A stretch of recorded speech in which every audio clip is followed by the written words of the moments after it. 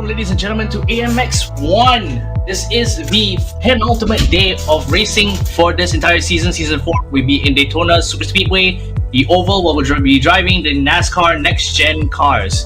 And we are terribly sorry for the delay. We had some technical issues, but we're back. Only that we started so late, we're going to go straight into housekeeping right now as we get into the end of qualifying. Okay, we're going to have to cut through housekeeping because qualifying just ended, so we're going to cut straight into the race. I will be joined by my co-commentator Amir in just a moment, but for now, I'll be leading you on. We won't have any results from the qualifying, but from the grid positions, we'll be able to see what's going on once we start.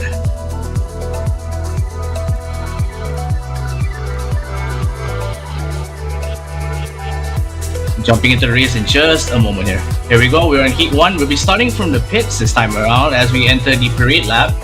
Got a lot of drivers here, about 13 drivers in total, which makes sense because this is the final race of the, not the final race, the second to last day of races for the season. And as it stands, everyone will want to get, paid, they want to race, they want to enjoy as much as they can before we wrap up the season and wait for the next one.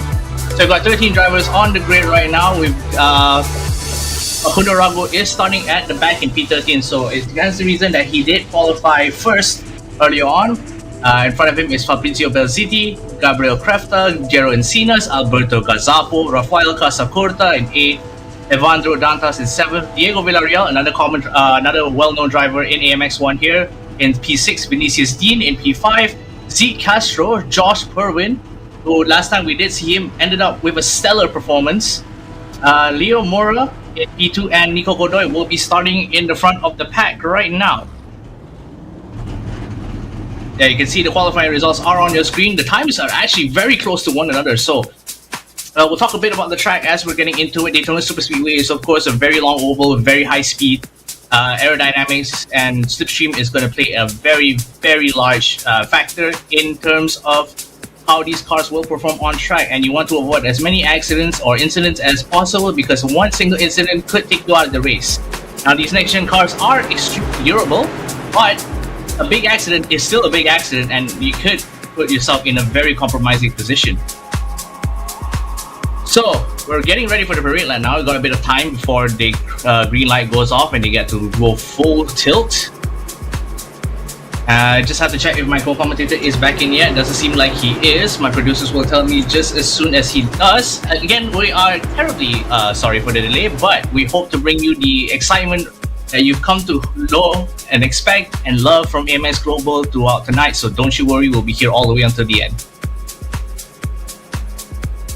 You can see a lot more drivers on the grid this time around compared to last time. It'll be interesting to see because usually when we have NASCAR race days, we won't see more than 6 to 7 people, and now we have 13. So it's gonna be a really different race to run with all these drivers on the grid right now. Clean at the start, like most of our races have been up until this point. Again, second to last race day of the season, we'll be going with AMX 10 after this, and it's a lot to play for. Even if you're not particularly going for points, especially for some of these drivers that don't partake in that many races, we still want to have a good time. We still want to drive our heart out. We still want to prove to the competition that we are fast and we deserve to be here. So, there you go. Safety car is about to enter the pit lane right now. That gives the time for the drivers to go off, and here we go. You can hear the engines revving, and there we go. Full tilt. Crossing the start-finish straight right now. Remember, these cars have about 670 horsepower on this particular layout. So aerodynamics is going to play a very, very vital role here in making sure that all the cars stick close together. And you can see already, very even feel, very clean so far. A bit of weaving coming from the drivers at the back right now, but Gazzapo is making his way up the field quite quickly. And Cena's dropping a few places behind. Belziti making out one spot. Diego Villarreal actually dropped all the way to the back. I wonder what happened there. Leo Mora is making his way to the front of the pack. He's now staying in front. He took past Godoy and Castro as well. Villarreal, not sure what happened at the start. I might have bogged the launch a little bit and dropped 7 positions, now down to last place. INTERLAGOS making up 3 positions is in P10. One of our favorite drivers here in the NASCAR class at AMX1. He's been very, very fast throughout all the race days that he's participated in. But it's not to discount the other drivers that are also on his grid. Josh Purwin, on the other hand, who I've seen on his debut race in AMX 1 and absolutely blitzed the competition on his first day on track. So again, really going to be interesting to see how it pans out. For now, these drivers are driving pretty cleanly, still maintaining the train. Diego Villarreal is way too far out of the train to keep up right now, so he's going to have a tough ask. And he has to pray for an incident to happen, otherwise he's never going to catch back up to this pack. Yomura dropping back down to 5th place. Vinicius Dean also dropping down to 7th, but Nico Godoy, the biggest loser so far, dropping 7 positions down to P8. Gazapo making it all the way to the front of the pack. Yeah, as you can see him on the screen right now with those very striking design on his racing gloves there. Krafta is close behind him. You can see how close the times are to one another. The important part about NASCAR, you always have to stay in the train, never want to lose any speed, never want to scrub any unwanted speed. Sorry, not unwanted, not trying to find the words right now. You don't want to scrub speed is the call that we're making here. Facundo Rago, another one, making up even more positions. Josh Purwin actually dropping positions now. Hasn't been able to find the line to make it through in the race just yet, so he's going to have to bide his time and wait for an opportunity. Dantas dropping again all the way down. Vinicius Dean, Dantas, and Villarreal are making up the train. Villarreal actually makes it past. Dantas fell out of the train, and now he's back in it, back in contention with the rest. Jumped up 3 positions after that, make it into P9. Great spot for him. Mora and Purwin actually made it into a pit lane. I think there may have been an incident involving these 2 drivers there. Otherwise, they wouldn't have dropped back so far in behind with no particular reason. We'll try and see if we can get a replay out of that. But Diego Villarreal, the biggest winner of that particular exchange, making his way all the way up to P9 from a pretty disappointing P13 position that he was in earlier. Meanwhile, the battle at the front, the 6-car train has officially left the station, left most of the race behind, as half of the cars on the grid right now, with Godoy forming the tail and Gazapo the head, Krafta and Sinas, Belziti, Castro in between. And you can see just how close these cars are to one another, very dangerous. Any small mistakes from any of these drivers could spell the end of the race for all of them. So they have to keep it as clean as possible. They have to work together with each other to keep that lead in front of them all the way until the very end right now. And I just have to do a little bit of a check. Amir, can you hear me? Are you with me in the studio right now?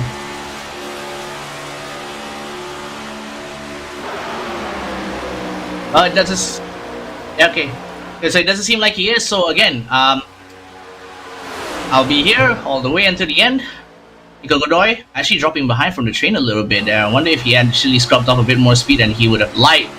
Facundo Rago actually lost a position to Casa Corta there, but they're still right next to each other, so it could be another exchange of positions. Nico Godoy tries to catch back up to the train. You can see the fastest laps that are set by the cars in the middle of that train, so to speak. Belziti and Castro both sharing the fastest lap of the race right now, 45.977.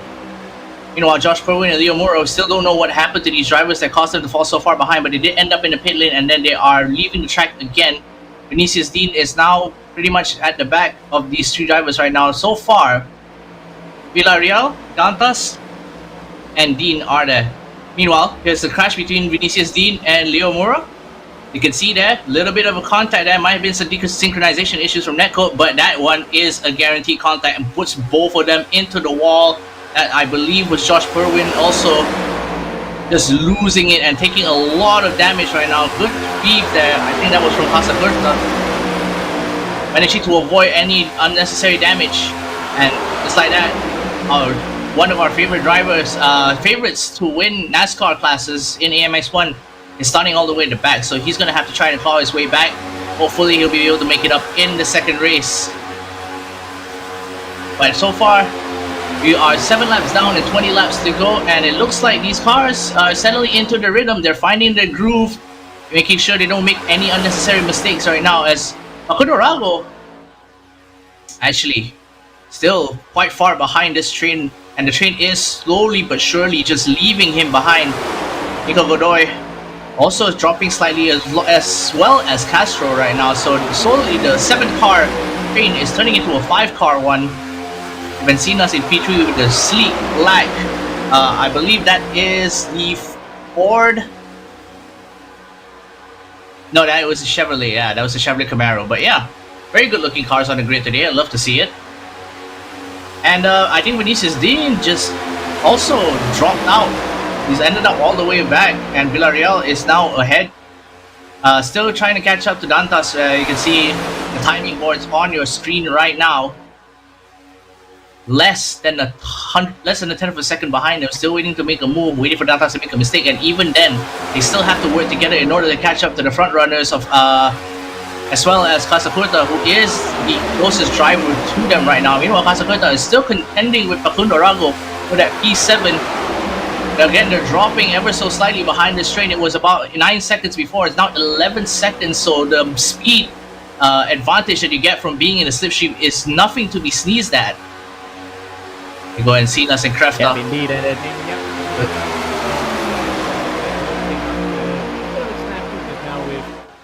Couldn't back in the office, but we're here, and thanks for manning the fort. You did an excellent job there, David, for about 20 plus minutes going here. But by the looks of it, it's typical NASCAR fare, but it's a 6-car train up in front here right now, led by Gazzapo in front of Krefta and Hero Encinas. So Spanish, a Brazilian, and an Argentine with a train of Argentines behind there, Damon.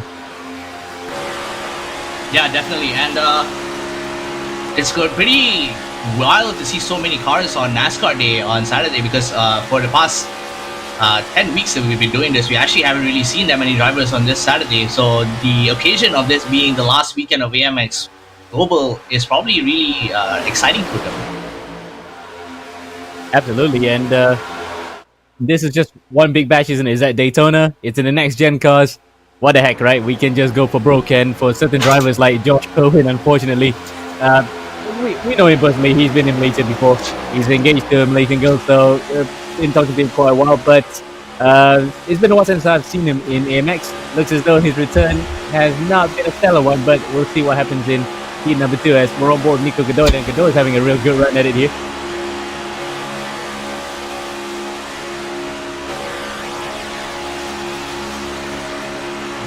I just want to pay attention to the current situation right now.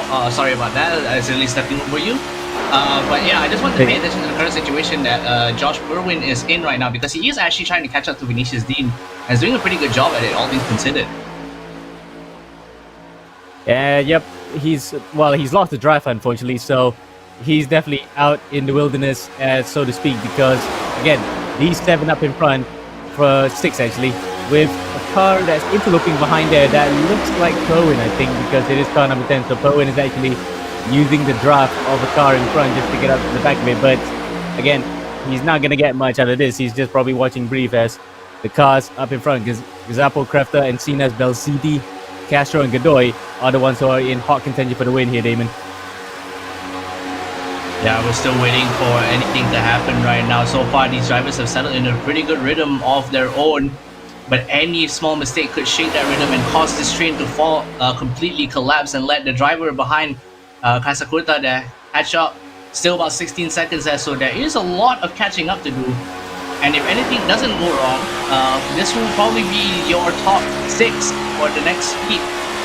But we'll also have to see where they end up finishing, because anyone can make their move at any time. Yeah, but you might have called it a bit too soon there. Again, anything can happen with a NASCAR train like this, especially going up to 320, or sorry, I was about to say 320 kilometers per hour, but then this is in NASCAR, so it's 200 miles per hour, and it's capped like that, even with restricted plates. Look, you can see, well, there's no speedometer there, but they're on 5th gear, almost close to 9,000 reps, probably hitting about 200 miles per hour, because that's the limit that they cap it on. And restricted plates at the big circuits like Talladega and Daytona cause that as, oh, there's a car going off there. Luckily, kept it together, but going onto the grass, that's not good. Yeah, I think they were about to lap Mora, and he got forced off the track because he didn't want to interrupt that train. So he ends up back into the pit lane for a second time. So his race is completely done and dusted. He's going to have to shake his head, wipe his boots, and get ready for the next one. But so far, train still being able to stay consistently with each other the whole time. Look, there are opportunities where people are trying to see whether or not they can make a move, but it doesn't seem to have happened yet so far.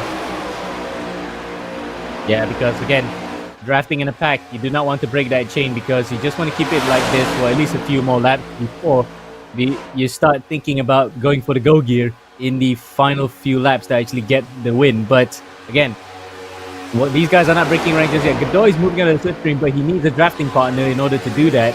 And he's actually given way to Castro on the inside. As we look at what happened to Leo Mora, he was actually being lapped there. There's leaders coming by.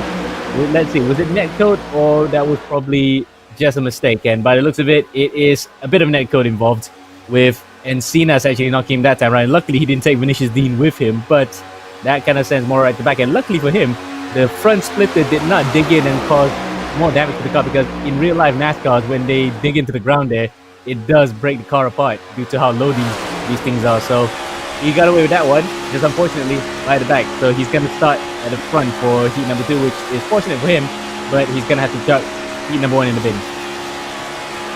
Yeah, it's unfortunate for him because he did end up starting heat 1 at the front of the pack as well, but ended up dropping very, very quickly afterwards through an incident with, I think it was Josh Perwin, which cost them both this particular heat and giving the opportunity for other drivers to catch up right now. So we've got about 11 laps left to go. We're on board with Krefta. You can see now in your bottom right there, still in that draft. All these cars. Oh, excuse me. Sorry, I had to swallow my tongue a little bit there. Krefta still trying to keep himself in the draft. Yep, and the fact that Krefta is using a bit of bum drafting, but not that much, because he doesn't want to end up causing a big one. And between 6 cars here, that could wipe them all easily out of contention for the win, and really Kaskurta to completely get it. But 21 seconds behind, these guys are the ones who are shooing for the win for the time being. Let's see what's going to happen here. Gazapo still hanging on to it by the slimmest of margins, but again, all 6 of these guys are working together, being drafting buddies, but someone no doubt will break rank towards the end and try to steal away for themselves. Remember, in Daytona and tracks like Talladega as well, these big tracks, you can have up to 2 wide or even 3 wide draft partners, but someone has to be pushed from behind to do that. Yeah, and right now all that we're wondering is when any of these drivers will decide to form that attack. I'm probably predicting somewhere between the 24th, 25th lap for an attack to happen. So there's still a little whiles off before that happens. And in the meantime, these drivers can see a lot of concentration on their faces right now. Yeah, and especially you can see there the 2 cameras between Gazapo and Krafter. It's a game of 200-mile-per-hour chess here.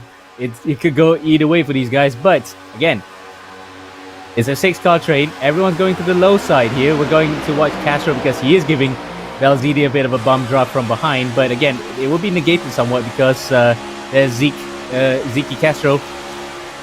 Again, looking from behind here, it is really tight because right now they do not want to lose the draft, so they have to keep as close as possible. But at the same time, they do not want to get too close. Otherwise, someone might, as we said earlier, be knocked out into a slice spin as Godoy fritzes a bit in and out of existence, but luckily the internet connection kept together here.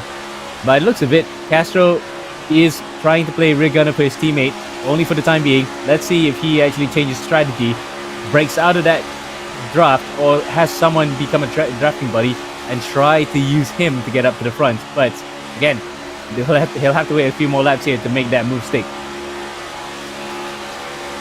Yeah, so right now, you and I are here just waiting, holding our breath, waiting for something to happen. The drivers on the track right now do not have the liberty of being able to hold their breath because you need as much oxygen you need to form decisions.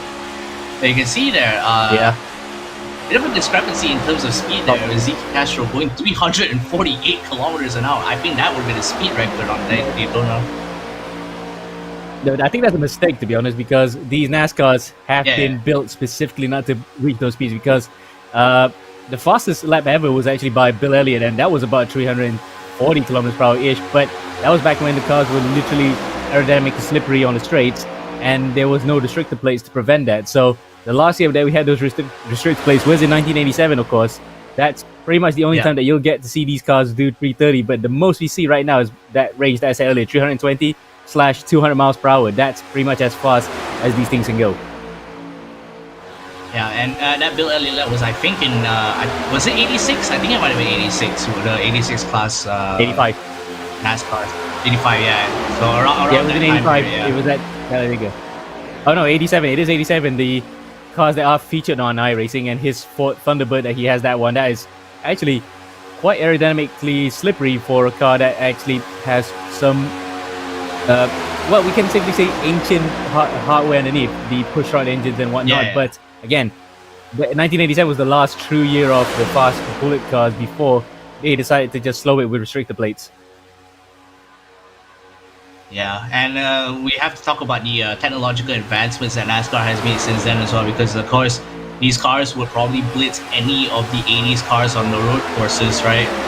Especially with how much aero they have and downforce, as well as the suspension changes that have been happening throughout the years, just to make NASCAR even more competitive than it is right now.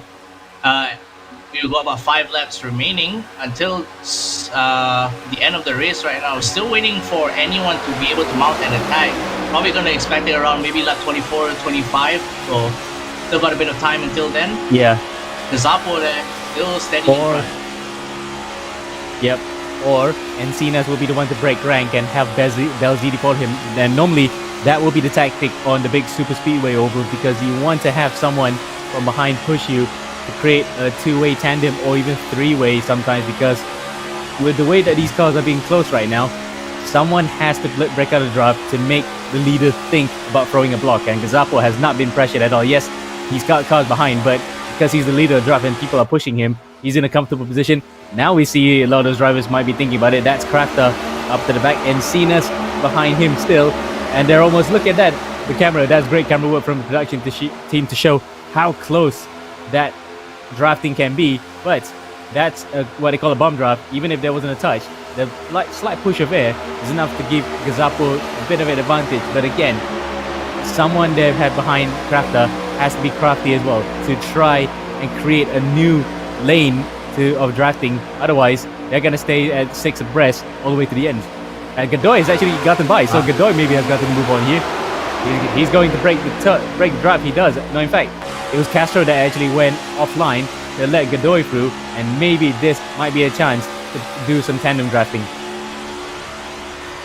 Yeah, you can see that he's actually slowly catching back up to Godoy as well. So they're going to try and close the gap as much as they can to the train in front of them to be able to make the slingshot happen. And that really just goes to show you how slim the margin of error is. Here comes Godoy. Oh no, he's gone off. He went way too hard on high and then ended up having to swerve back in. Scrubbed a lot of speed. Looks like he might lose control of the car. Kept it under control for now, but that is it. No. His attack is over before it even began. Brilliant car control, but he went too high there, and look at that. As a result, he's lost the draft. Luckily, someone fed in the comment section saying that he could crash first. Didn't come to fruition there, but it was mighty close, might we add. But Godoy is now out of the reckoning for the win. It's between these 5 at the front. He actually had a half chance there. I was hoping that someone was going to break rank, and Godoy did, but unfortunately, he didn't have a drafting buddy behind. Castro tried to follow him, but he crashed before. Well, not crash. He had a half slide before he could do so. Yeah, he went too sharp while trying to go high, and then ended up losing the rear of his car a little bit. Had to try and swerve back in, and then cut over the track in order to keep his car under control. But that just scrubbed off way too much speed for him. So now, 5-car race. We're down to the penultimate lap there. Ooh, this is going to be tight. The margin for error is so slim. Absolutely, it's really close right now between these 5. So again, someone somewhere behind that top 2 must break rank, and Encinas does so. Exactly, okay, look, the guys are doing exactly what I was saying. Encinas has absolutely timed it to perfection. He has only 1 lap to go here, and he goes into the wing. But Belzini is still behind him. Ooh, a little bit of contact there from Gazzapo and Castro. Managing to keep it under control so far. That might be a little bit of an echo issue, but you can see Castro almost swerved into Gazzapo's front end there. Gazzapo now caught almost by surprise, but he did. Yeah, so it's kind of like a little bit of a surprise love tap from his teammate there. Probably caught a little bit by surprise by how quickly that move went past, and 3 cars just went by him, costing him the position right now. But here he comes. He's going for the bump draft onto Castro right now. He's going to open up a separate lane, but Encinas is coming there for the block. No, Castro hits into the wall. Gazzapo punches to Belzini, and he goes off.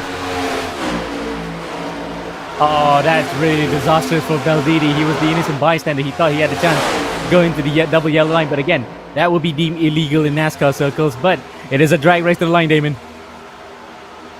Here comes Encinas holding on to the lead until the very end. Castro is still right behind him, and then crossing the finish line. Castro couldn't get a run, and Encinas takes that win with a brilliant move on lap 26. Belziti still being able to secure his position on P6 there. Casacuta was way too far behind him.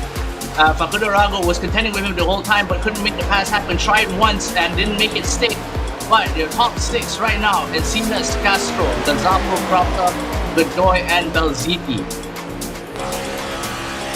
Wow, what a finish to that particular heat. And again, it happened exactly as I said. Someone needed to actually just go out of the break chain and try to make a race out of it. As you can see, there's a drag race to the line between Villarreal and Dantas. You're just about for Dantas in P9. But again, Godoy had the idea. He actually tried to actually break through the slipstream, but unfortunately, he couldn't handle his car properly and he ended up in P5. But what a last lap that was, Damon.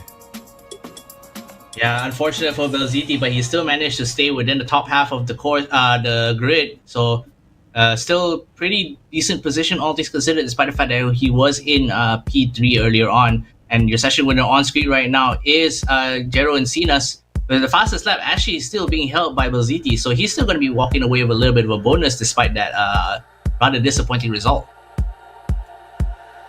Yeah, disappointing end to the race, but he managed to recover just in time before Casacuta, Rago, Dantas, and Villarreal could have a say in it.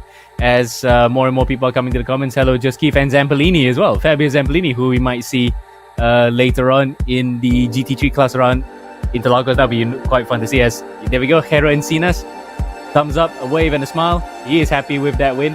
Timed it to absolute perfection. He just went out of the draft, got a tandem buddy, and got pushed up to the front. Castro tried to fight back, but it was not enough.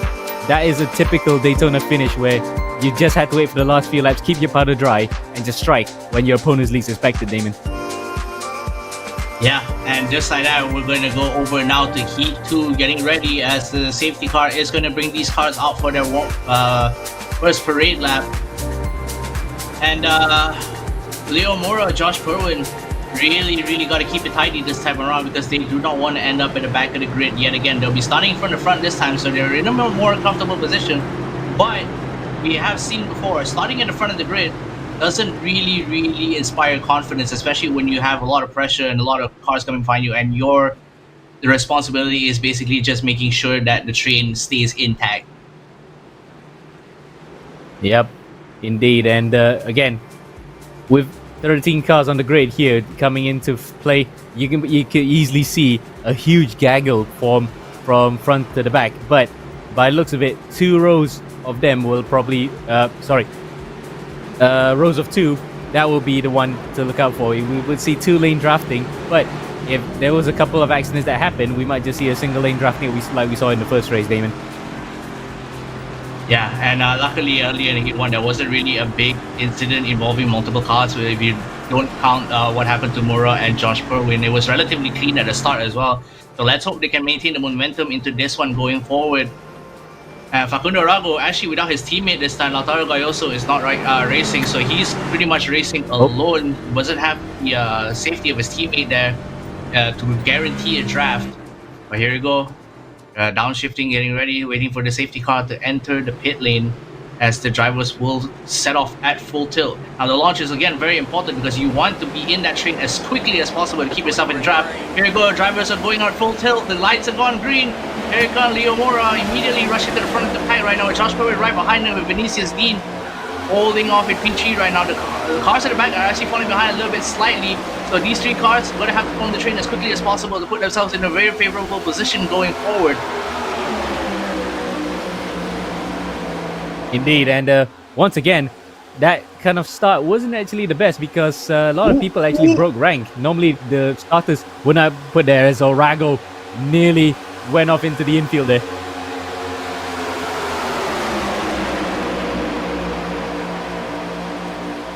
Yeah, here comes Rago on the side there. Is slowly making his way out. We opened up a new lane to have the bump drive. So we've got 2 lanes of drafting. As you said earlier, I mean, we'll have to see if they'll be able to keep under control because one train was pretty difficult to stay in control the whole time. 2 trains with even less margin for error.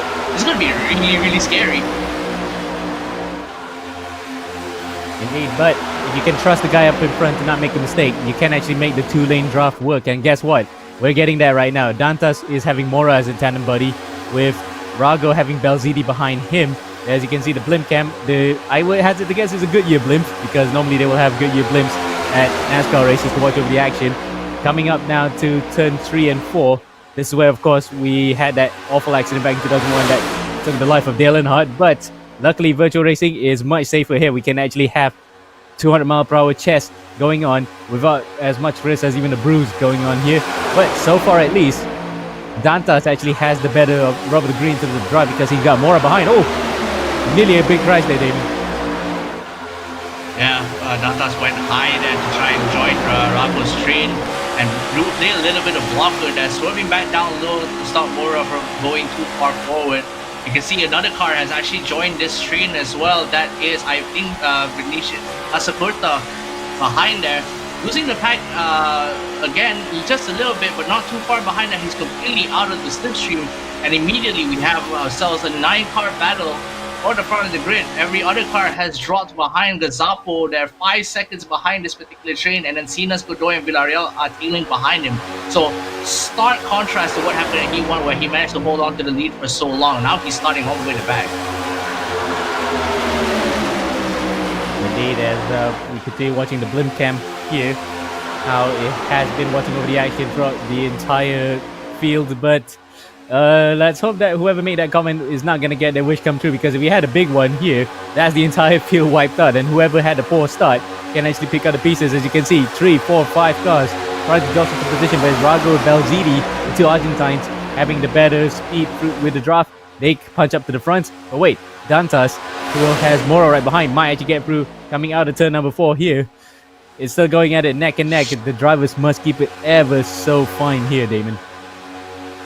Yeah, you can see there's a little bit of swerving there, which doesn't really inspire confidence. They're trying to decide which train they want to stick with. I think it'll be better if you just stick to one and kept the train going until the end before you make a move, so you can get yourself into a rhythm and not interrupt anyone else. But here comes Dantas and Mora.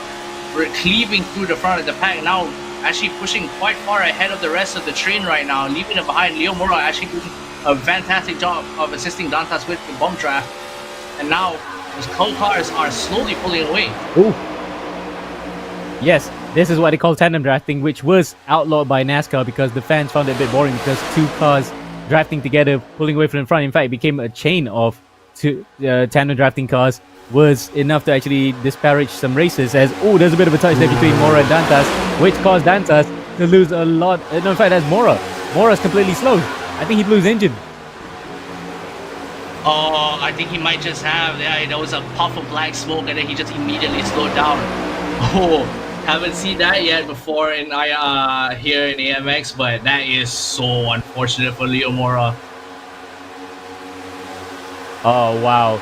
That is absolutely devastating. He was on for a good long battle with Rago, with Belzidi up in front just now. Before that happens, well, actually, no, that was the number 3 car. That was a Dantas, so he had Dantas as a drafting buddy to tandem all the way. But now that particular plan has been scuppered. He's into the pit lane. So we see Facundo Rago, who's using a proper NASCAR-style steering wheel, might be right, because it's a big wide wheel that's enough to actually hold on to a slide if it happens. But he's looking at the camera right now, looking behind. Let's see what he can do up in front here, Damon.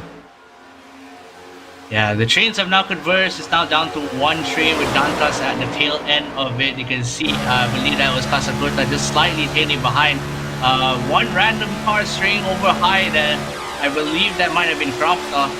But yeah, so far, back to where we were earlier on in the last heat as well. We got a 6-car train, 7-car train for the vast majority of the race. We'll see if they'll be able to hold on to it this time around. A bit more swerving than there was last time, though.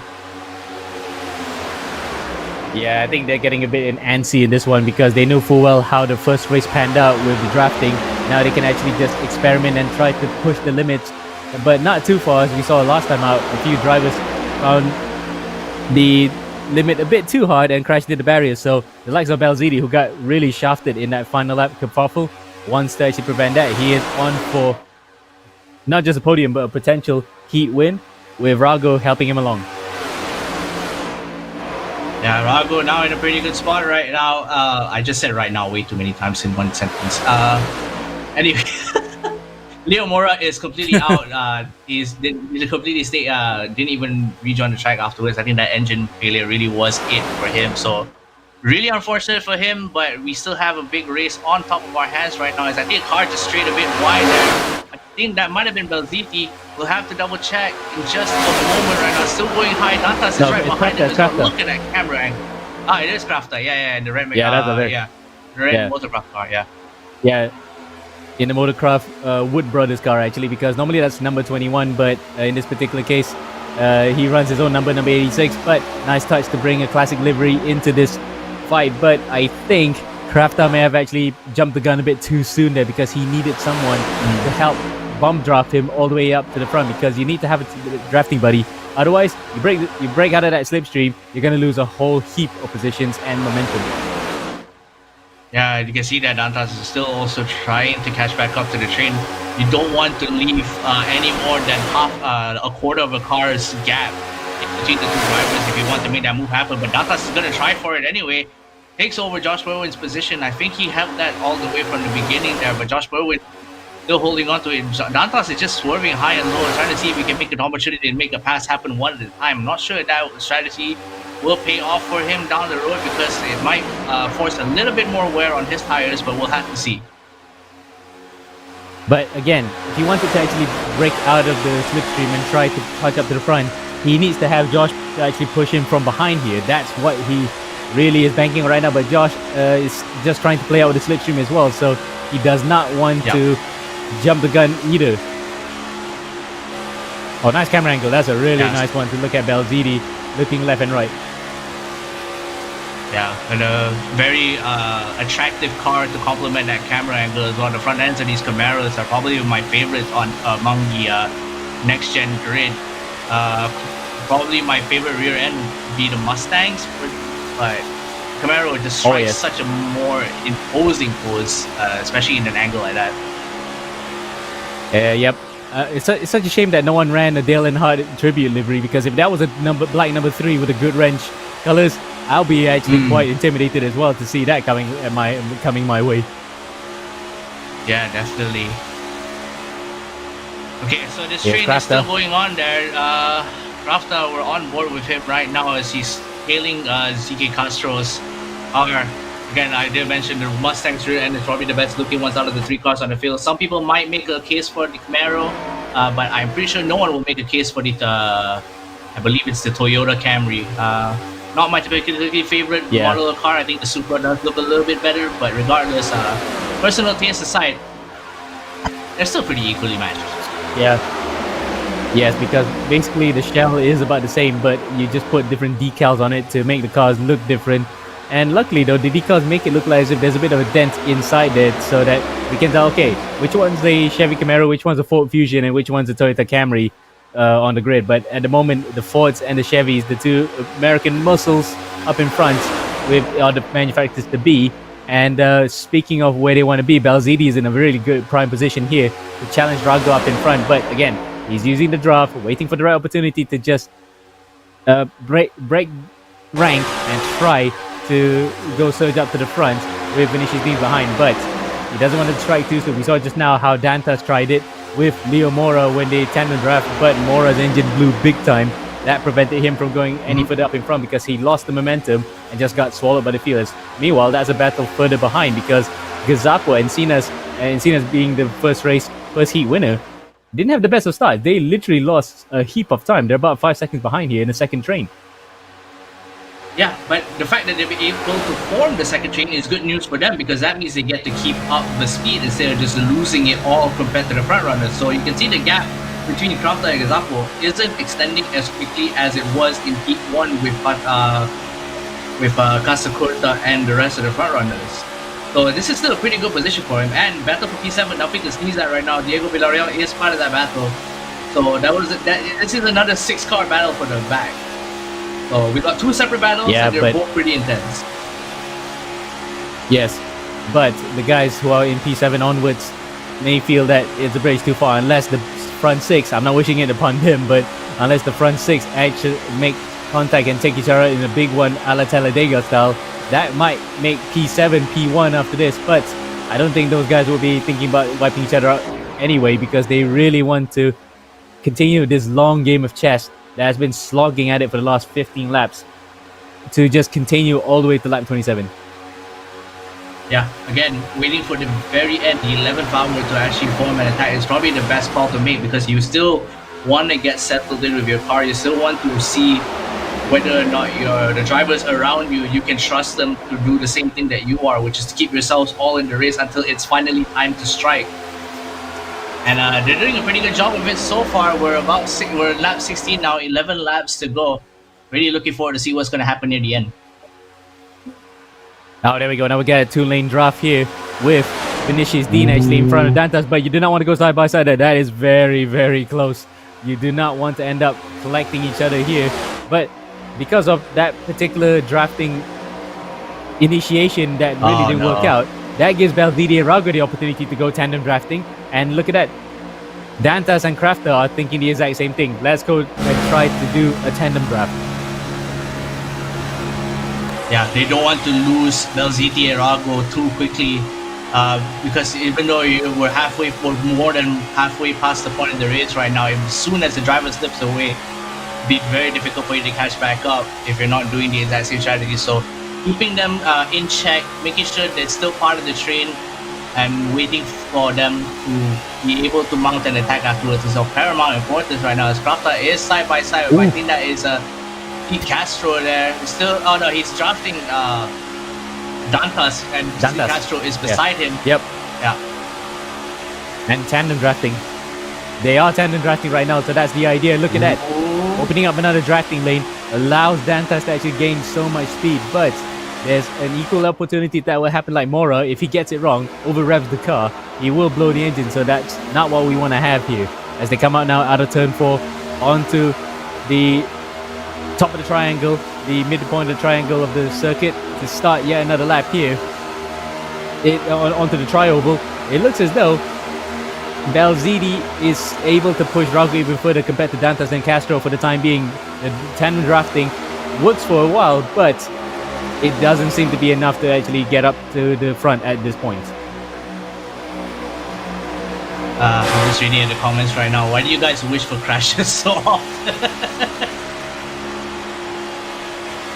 Just Keith as well. Hi, Just Keith as well. He's the usual contributor in the comments. But again, you do not want to actually be the one to cause this trouble. As again, someone says, never knew NASCAR was so intense. It is, especially when the races are not actually interrupted by cautions and stages, for example. Luckily, we don't have that. It's a straight fight of 27-lap sprints all the way to the end, and it's still neck and neck up in front between 6 guys. It looks as though Belzidi has not been able to push Rago further this time because Dantas and Crafter have actually have crept out to the front. Yeah, a little bit aggressive with that bump is Castro there onto, I believe that was Belziti. So right now, Dantas and Crafter are slowly just inching away with their tandem. Rago is still right beside them, however, and Belziti is slowly swerving in and out, almost losing that drop a little bit, but managing to keep it tidy. So these 2 drafting lanes are going to have to try their best to stay in their own lane, because oh man, look at how little track they actually have to work with in an instance like this. So if you end up roughing, it's going to be game over for both of you. Absolutely, and for the likes of Vinicius Dean, he's watching brief between all of these guys because he does not want to actually lose sight of the leaders, but he also wants to get up to the front. He's stuck a bit in a rock of a hard place. What is he going to do? For the time being, at least, just hang on to the draft that worked. But at the same time, Dantas and Crafter have not been able to actually build on the speed, as we see what happened to Nico Godoy. He's been taken out by Josh Bowen. Yeah, Bit of a tap And there. takes Then out Josh Casper also, too. yeah, that probably explains why Hasakuta was in the pits for so long. Godoy as well. And Josh Berwin, actually seen him already apologizing for that incident there Did- in the Discord. Yep. And did you see that? That's Kasakurta. Kasakurta was actually in the middle of the Yep. road. Yeah, not sure what happened there. Probably ended up rejoining the track unsafely and almost ended up causing a big incident. But managing to keep it clean is the rest of the drivers right now. So you got about 6 laps remaining. We're counting down the clock until D-Day arrives for the drivers to mount their attack. Right now, the positions are Dantas, Crafter, Dean, Rago, Belziti, and Castro. Castro's been at the back of this train for quite a while now. Probably gonna get a little bit impatient, looking for an opportunity to strike. But you called the last one, so what do you think is gonna happen this time around? Well, let's see when is it going to happen here. Who's going to actually break rank and try to attack before the final lap. But by the looks of it, Dean actually had third place at one point, falling back in line to P6. So he's thinking of something here. He's in a good current position, but he's losing a bit of time out of the draft. So he might have actually struck too soon and lost the draft and momentum. So again, he has to bet on the guys in front to start battling a bit so that he could at least have another half chance of getting back out, and he does so. Look at that. The gap is shrinking, so he's back in the draft. Yeah. Oh. My legs are shaking. Yeah. Trying to hold in my breath. There's a back marker that they're coming up to right now. Hopefully they can make it past safely.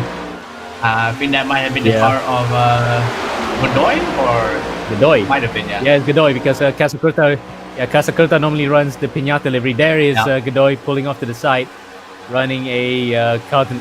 What looks like Carlton Network livery because he has the Dino behind from Flintstones. But anyway, up in front, lap 23 out of 27.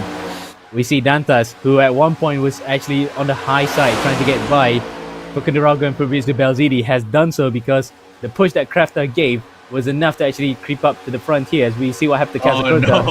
Oh, cold tires. He left it. Spins out of pit and look. No. What a shot.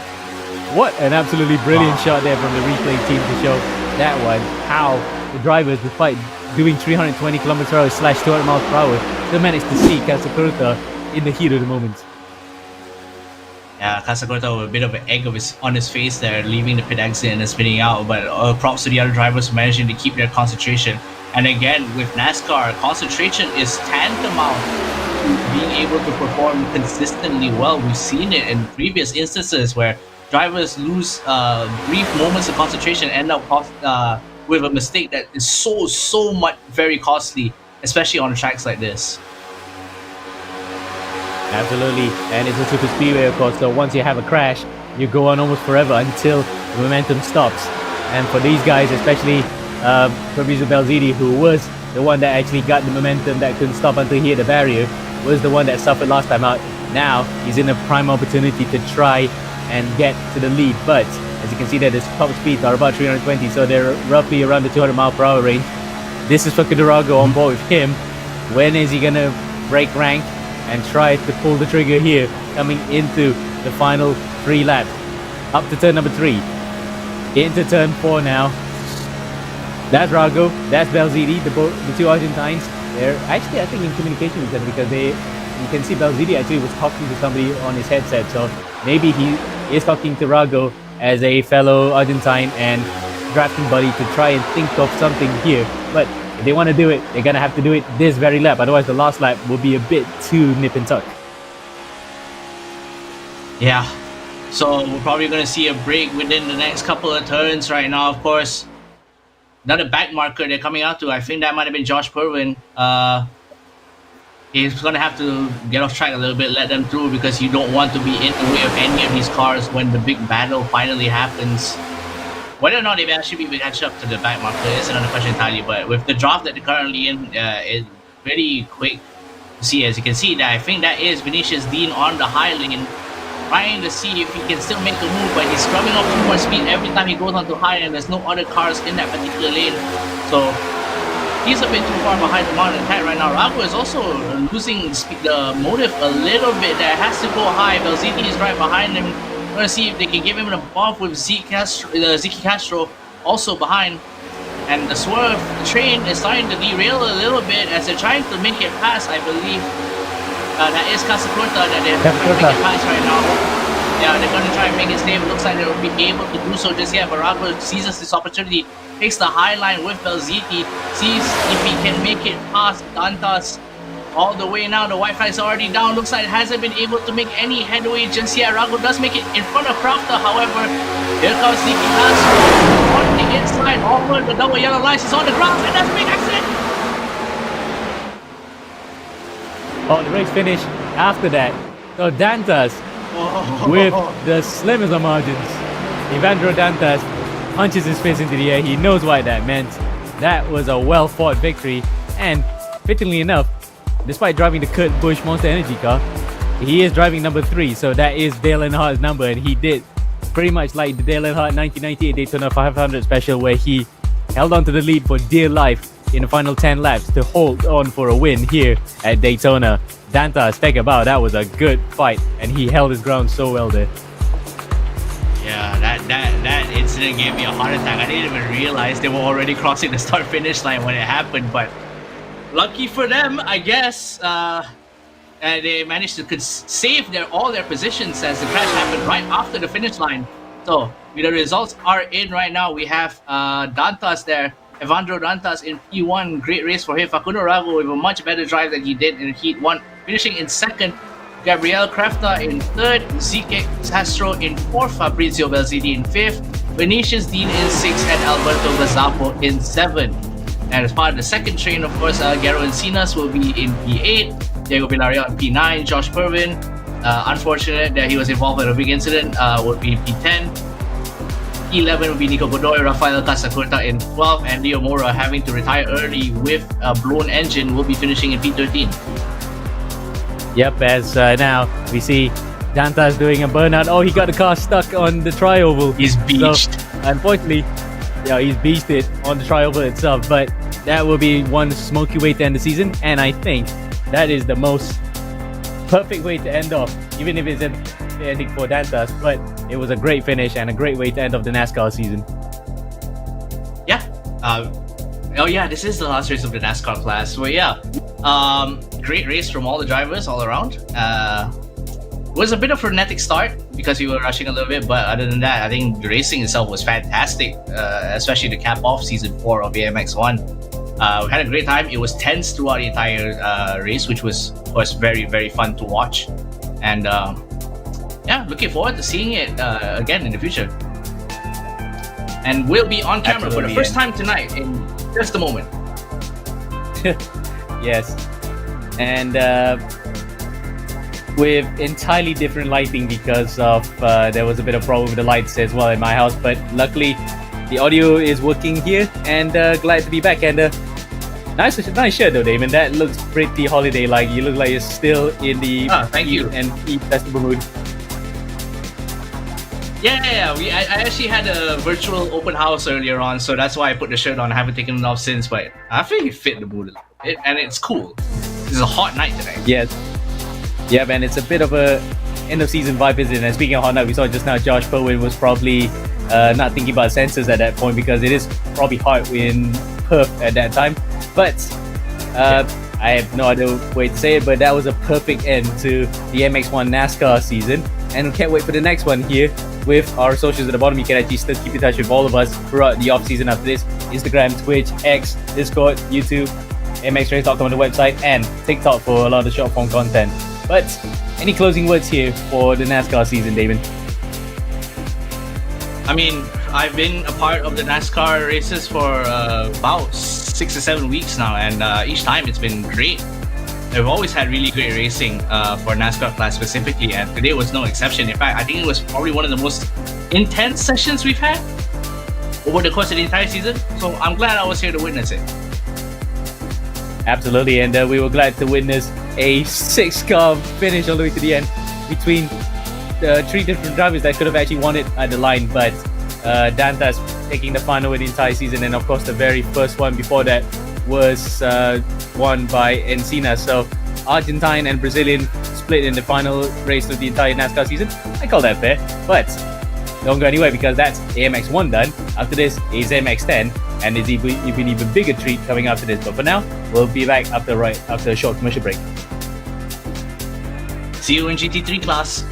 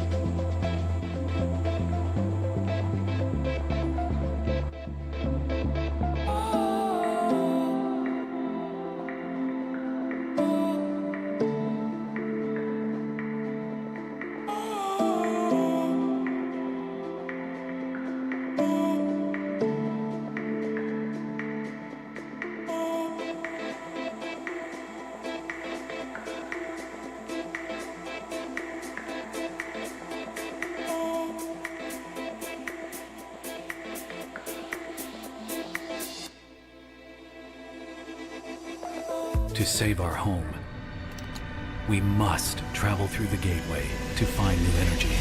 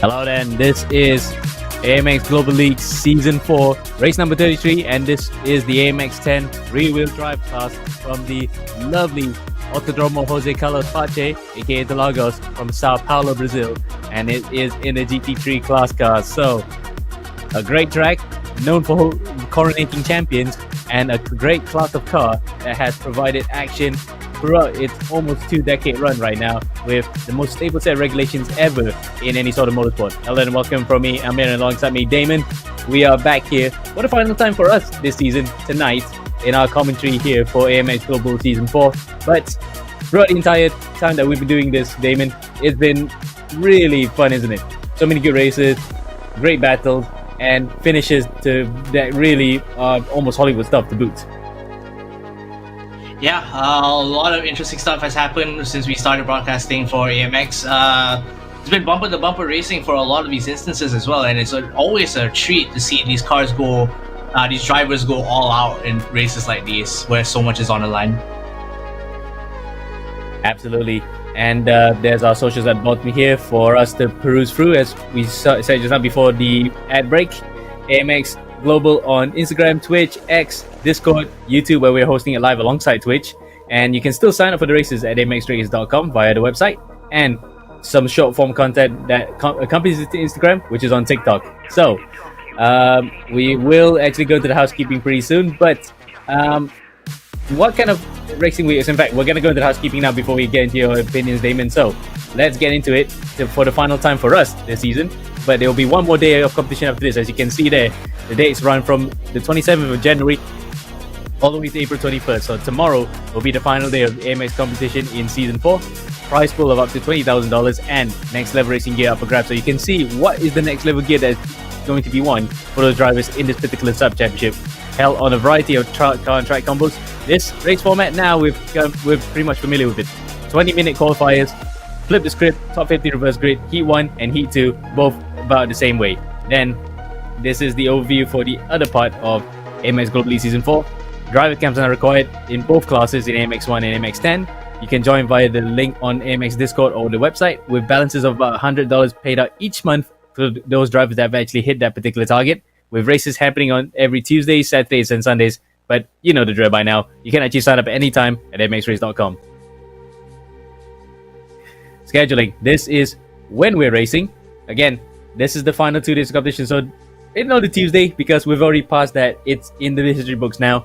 But Saturday and Sunday is the final 2 days of competition. 5:50 p.m. for AMX 1 and 7:20 p.m. for AMX 10 GMT.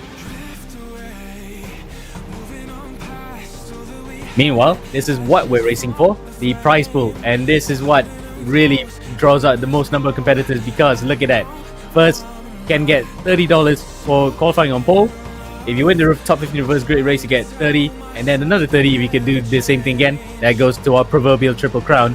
And if you had an entirely perfect weekend, you'll get about $98 for your troubles, with a minimum rating of 2,000 that's needed here. So the level of competition is very high, especially given the fact that this is, of course, a paid league, and with about total $500 on the line. So really, the drivers have a lot to race for.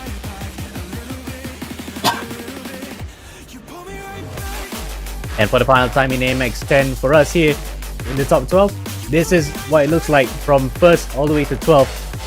And look at how much Valero has won in the 31 races that he's joined out of the 33. $1,393. He is one happy champion this season. We saw last season how Corentin Guinness was the driver that gained the most number of points there, but this time it's another Frenchman.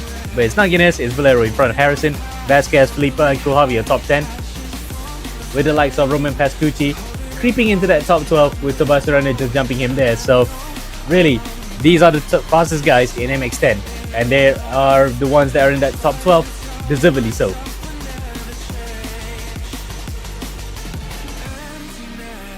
Right, this is what we're playing for right now. The GT Elite rig by Next Level Racing is up for grabs at the end of the season for the AMX 10 rear-wheel drive category. From the top 10 here, 10, Pedrodin, Harrison, Demori, Zambolini, Felipe, Resende, Kohavi, Blanat, and Valero.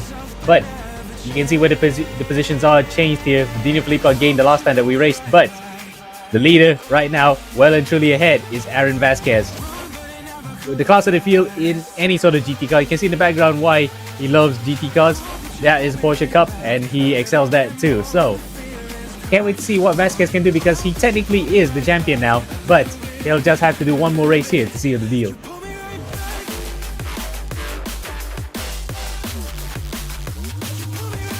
Right. Now, that's the where, what, and when we're racing. Now we get to see a bit more details of what we have on track here, of what we are, where we're racing at, and what we're racing on. Damon, take it away. Thank you very much, Amir. And yes, we are on Interlagos today, or actually, as official name, the Autodromo Jose Carlos Pache, named in 1985 for Jose Carlos Pache, who died in a plane crash in 1977, Formula One driver from Brazil. This track is pretty weird compared to the rest of the tracks on Canada, because it runs counterclockwise compared to nearly most other racing tracks that run in the opposite direction. Keynotes to note, this track was opened in 1938, so it's about 85 years old this year, so good long life that it's lived. And it's also a very, very tricky track to drive because of how bumpy it is compared to the rest of the tracks on this particular calendar. Lots of elevation changes, demands a lot more from the cars that we will be taking around this track this time around. And speaking of the cars that we'll be taking around this track this time around, it is, of course, the GT3 class. Although I see on the grid there is only one GT3 car on the grid, and this is, of course, the Ferrari 296 GT3. Cars range from around 500 to 600 horsepower in this class, completely rear-wheel drive, weigh around 1200 to 1300 kilograms with a sequential gearbox. Lots of aerodynamics, lots of speed, lots of acceleration, and lots of handling. But the drive, because of the fact that we're only going to be racing one car on the track this time around, it's all up to driver skill. And what better way to talk about driver skill than to jump right into qualifying? So I'm here to take it away. Thank you for that, Damon, and we're on board right now with Alejandro Sanchez. So we haven't seen much of Alejandro, apart from last time where we were in Monza, where he was in the wet. He didn't really excel that time, but again, it masks the fact that he has about 9,000 iRating on him, so you can tell what kind of driver he is, and he's world champion level. So 32.3 right now, that's the fastest time ahead of Nicolas Baroni, another GT exponent. In fact, Baroni just got a call up to the World Endurance Championship recently as well. So he really has been, in fact, no, he is world champion in the GTM category, the final time that has been awarded. But I'm going to look for right now what he had recently. It's just, again, the level of the field of drivers here, from front to the back, it's just definitely on point of why we have the best in the field racing here today in AMX 10. Yeah, agreed. And especially for this particular track, as I mentioned before, much trickier track to drive on than a lot of the other races that we've seen in the calendar. You can just see on board of Alejandro Sanchez right now just how difficult this track is to navigate, with so many blind spots because of the elevation changes, that navigating a tight left-hander like the one you're seeing on screen right now is going to be a very tricky endeavor, especially when you're contesting with other cars on the board, on the track with you. You can see the sector times on the bottom, the colors that note how well they're doing in that particular lap. Purple means fastest in session, green is the personal best for that session, and yellow means there is no improvement on your time. Yeah, but interesting to note where the sectors can actually become a bit different. This is actually an older scan of Interlagos, incidentally, so it doesn't have any of the expansion that we had recently. And of course, there was a mural there to center on the side of the pit lane. It might be different for some drivers, but to others who are not really familiar with Interlagos, it's just another circuit for them to master. And the likes of Sanchez, he has actually got it up to a T right now, 32.3 up in front, with Harrison jumping about 2 thousandths in front of Nico Baroni. And now remember why Baroni actually was highly sought after. He's in fact joining the Fricadelli team that won last season Nürburgring 24. So incidentally, that's a Ferrari 296 as well. Guess he's getting his practice ready when he's going to go back to the Nürburgring 24, Damon. Yeah, and all the best to him for that race as well. But right now, what matters is the one that you're seeing on screen right now. You can see Tyson Broad there in P18. It's on his outlet right now, so he's still waiting for a chance to set his flying lap.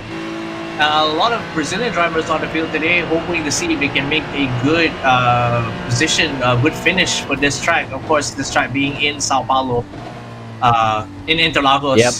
So, a lot to play for.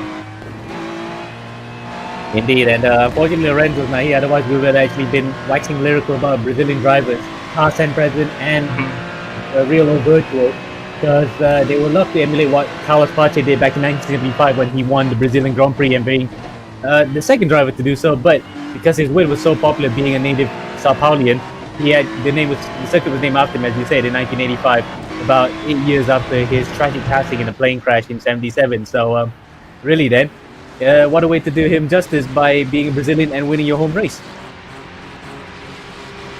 Yeah, definitely. But the Brazilians do have a bit of a tall ask in front of them. You can see because Kieran Harrison, one of our fastest drivers in AMX 10, we've seen this guy perform, and he can definitely step out the plate when it is required of him. Not a bunch of fast drivers on the board right now. We have Juan Blenat, who has won a couple of heats on his own. We have Aguiar, Tobias Soriano, Nicolas Barron. No Aaron Vasquez this time around, so as I said before, and no Gal Valero. So I think they're off for this particular session. We'll probably see them again soon. But we have Pedro D, Ascucci, Resende, Zampolini, Kohavi. Basically have all the most of the usual suspects here. Yep, the usual suspects, and of course we had Zampolini in the comment section earlier where he was watching the AMX1 race. So he had a bit of a taste of what it's like to be in close quarter combat, as we had to mention that Vasquez as well, just like earlier at the top of the show and in one of our production notes, he has already been crowned champion of the rear-wheel drive category. So really then he can just take his foot off the proverbial bit of gas and literally just soak in the adulation of a season well done. So that GT light rig, it is coming his way after this. But also we cannot mention after this that season 5, it's not going to be a long off season because it's going to start sometime around mid-May, and there'll be plenty of exciting changes along the way. So look out for that. Watch this space. There might be some changes on the horizon here to the format that you might know, but we'll keep it on the wraps for now. Wait and see until we come around next month when we start another season. Yeah. So, Damon, I can't wait for that one. Yeah, and the most important thing about next season is that you'll probably see us in the commentary box again, which is always a really fun spot to be in, because over the course of these 3 months, I've just been really enjoying the racing in AMX. It's been fun, and we're waxing lyrical about it now because the season is drawing to a close and we won't be around for the final race. But regardless of that fact, we're enjoying the time we have now, and we've got about 3.5 minutes left to the end of qualifying. So far, no one has been able to depose Sanchez yet at the top of the leaderboard right now, with the exception of Kieran Harrison, who is about a tenth behind him. We've already seen his qualifying performance and how good he can be during the races himself. So starting in P14 on the grid, we'll have to see whether he'll be able to claw back all that position again. And we also hope to see more drivers take part in AMX next season as well. All the drivers in the comments there, if they're interested, be able to sign up for AMX race once the new season drops. Indeed. And again, it's going to be a short off season, so if you want to get your iRacing up, especially if you want to race in AMX 10, well, you're going to have to do so very quickly. But no rush as well at the same time. You can just take it easy, get it up to that rating at that point, and join us afterwards. As Kwiatkowski is the one that's running on the back, so he might be thinking, well, might just have to get good at even better for the next season, or into the final race as well. As he's sporting a Mercedes shirt but driving a Ferrari. A bit of a premonition, isn't it? What's coming up in 2025 in Formula 1, don't you think? I'm not going to say too many questions. I'm not going to say too much about Formula 1 at this point in time as well. We already see talks about the cars for that particular season not really being as fast as the previous seasons. But again, we'll have to see. This is the race that we're currently looking at. Of course, this is the GT3. And Kieran Harrison there is on his looking like his last flying lap of the race, of the qualifying session. He won't be able to set another one after this, so he wants to make it as quick as he possibly can. Does have to contend with a little bit of traffic though, so that might slow him down. And that livery that has all looked on every car that he's had. Oh yes, for sure. The team colors that he's repping here, really nice one indeed. The same RC car. again, that's the dedication from the team's part to create a livery for every single car that he drives. As he's got a few he's got traffic in front. That looks like Zamplini blocking him as Sanchez comes across the line, improves his time by a further 6,000. That will actually be good job done for him as far as he's concerned. That's 30 points and $30 in the pocket. As meanwhile, Harrison may not be able to improve that time because the traffic in the immediate vicinity may be costing him time here. Yeah, I'm looking at the current splits right now, and Juan Blaynaud just immediately blitzed ahead of Kieran Harrison with a .339. So that's already an improvement on him.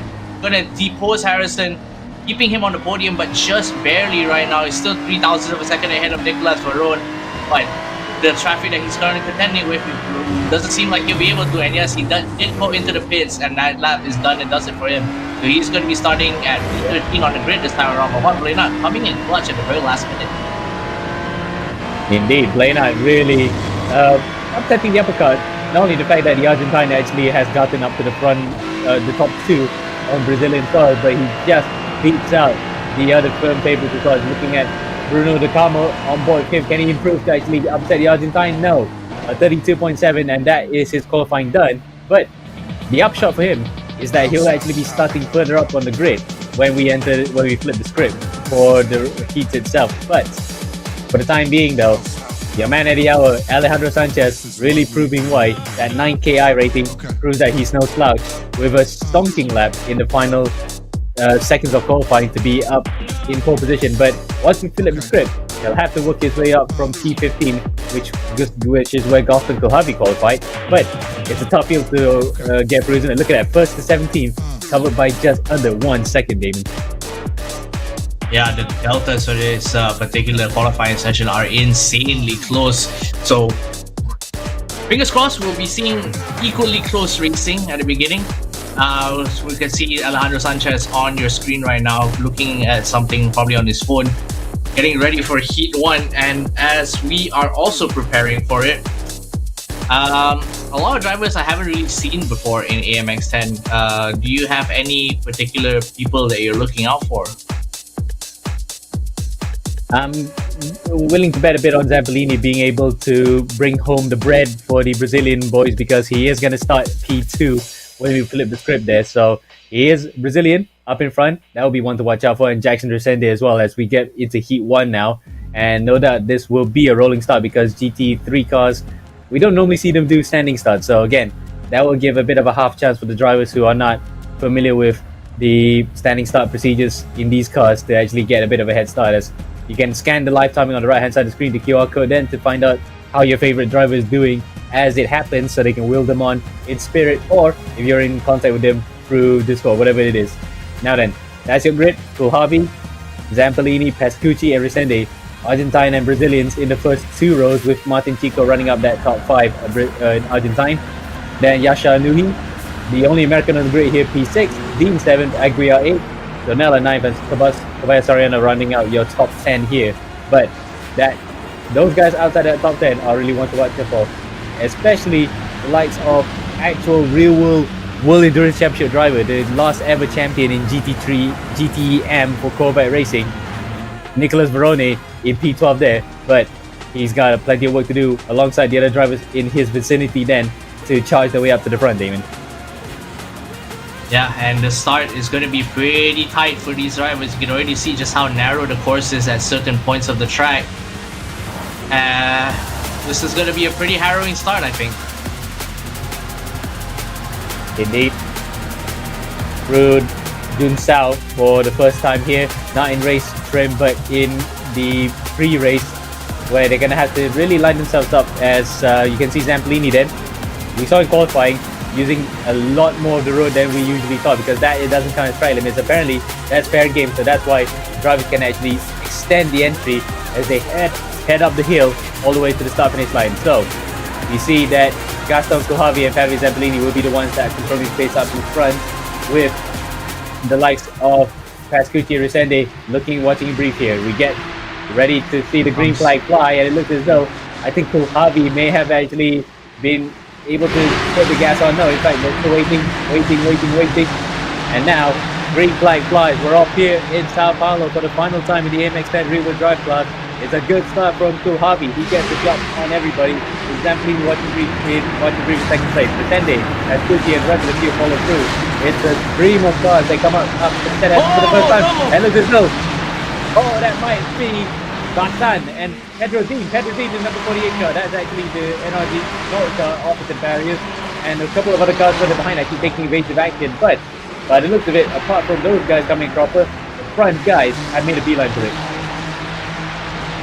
Yeah, Pedro Dean immediately took a bunch of damage after that, a little bit of a shot. I wasn't sure who was the instigator. That we'll have to double check the replay if there will be one later on. But Zampolini managed to come out clean with Jackson Resende behind him as well. Pascucci in 4th, Chico in 5th. So again, the front runners are something people that we've come to pretty much expect going to be leading for the majority of the race until the faster drivers at the back can make it up the grid. We can see Kieran Harrison did make up a position over Broad there. They're going to crash after the start. I wasn't quite sure who the instigator was, but there was a little bit of incident at turn 2 right now. I think it was a bit slow down there. And Pedro Dean was caught on the tail end of it, spinning out, lost his engine cover as well. And that's another spin.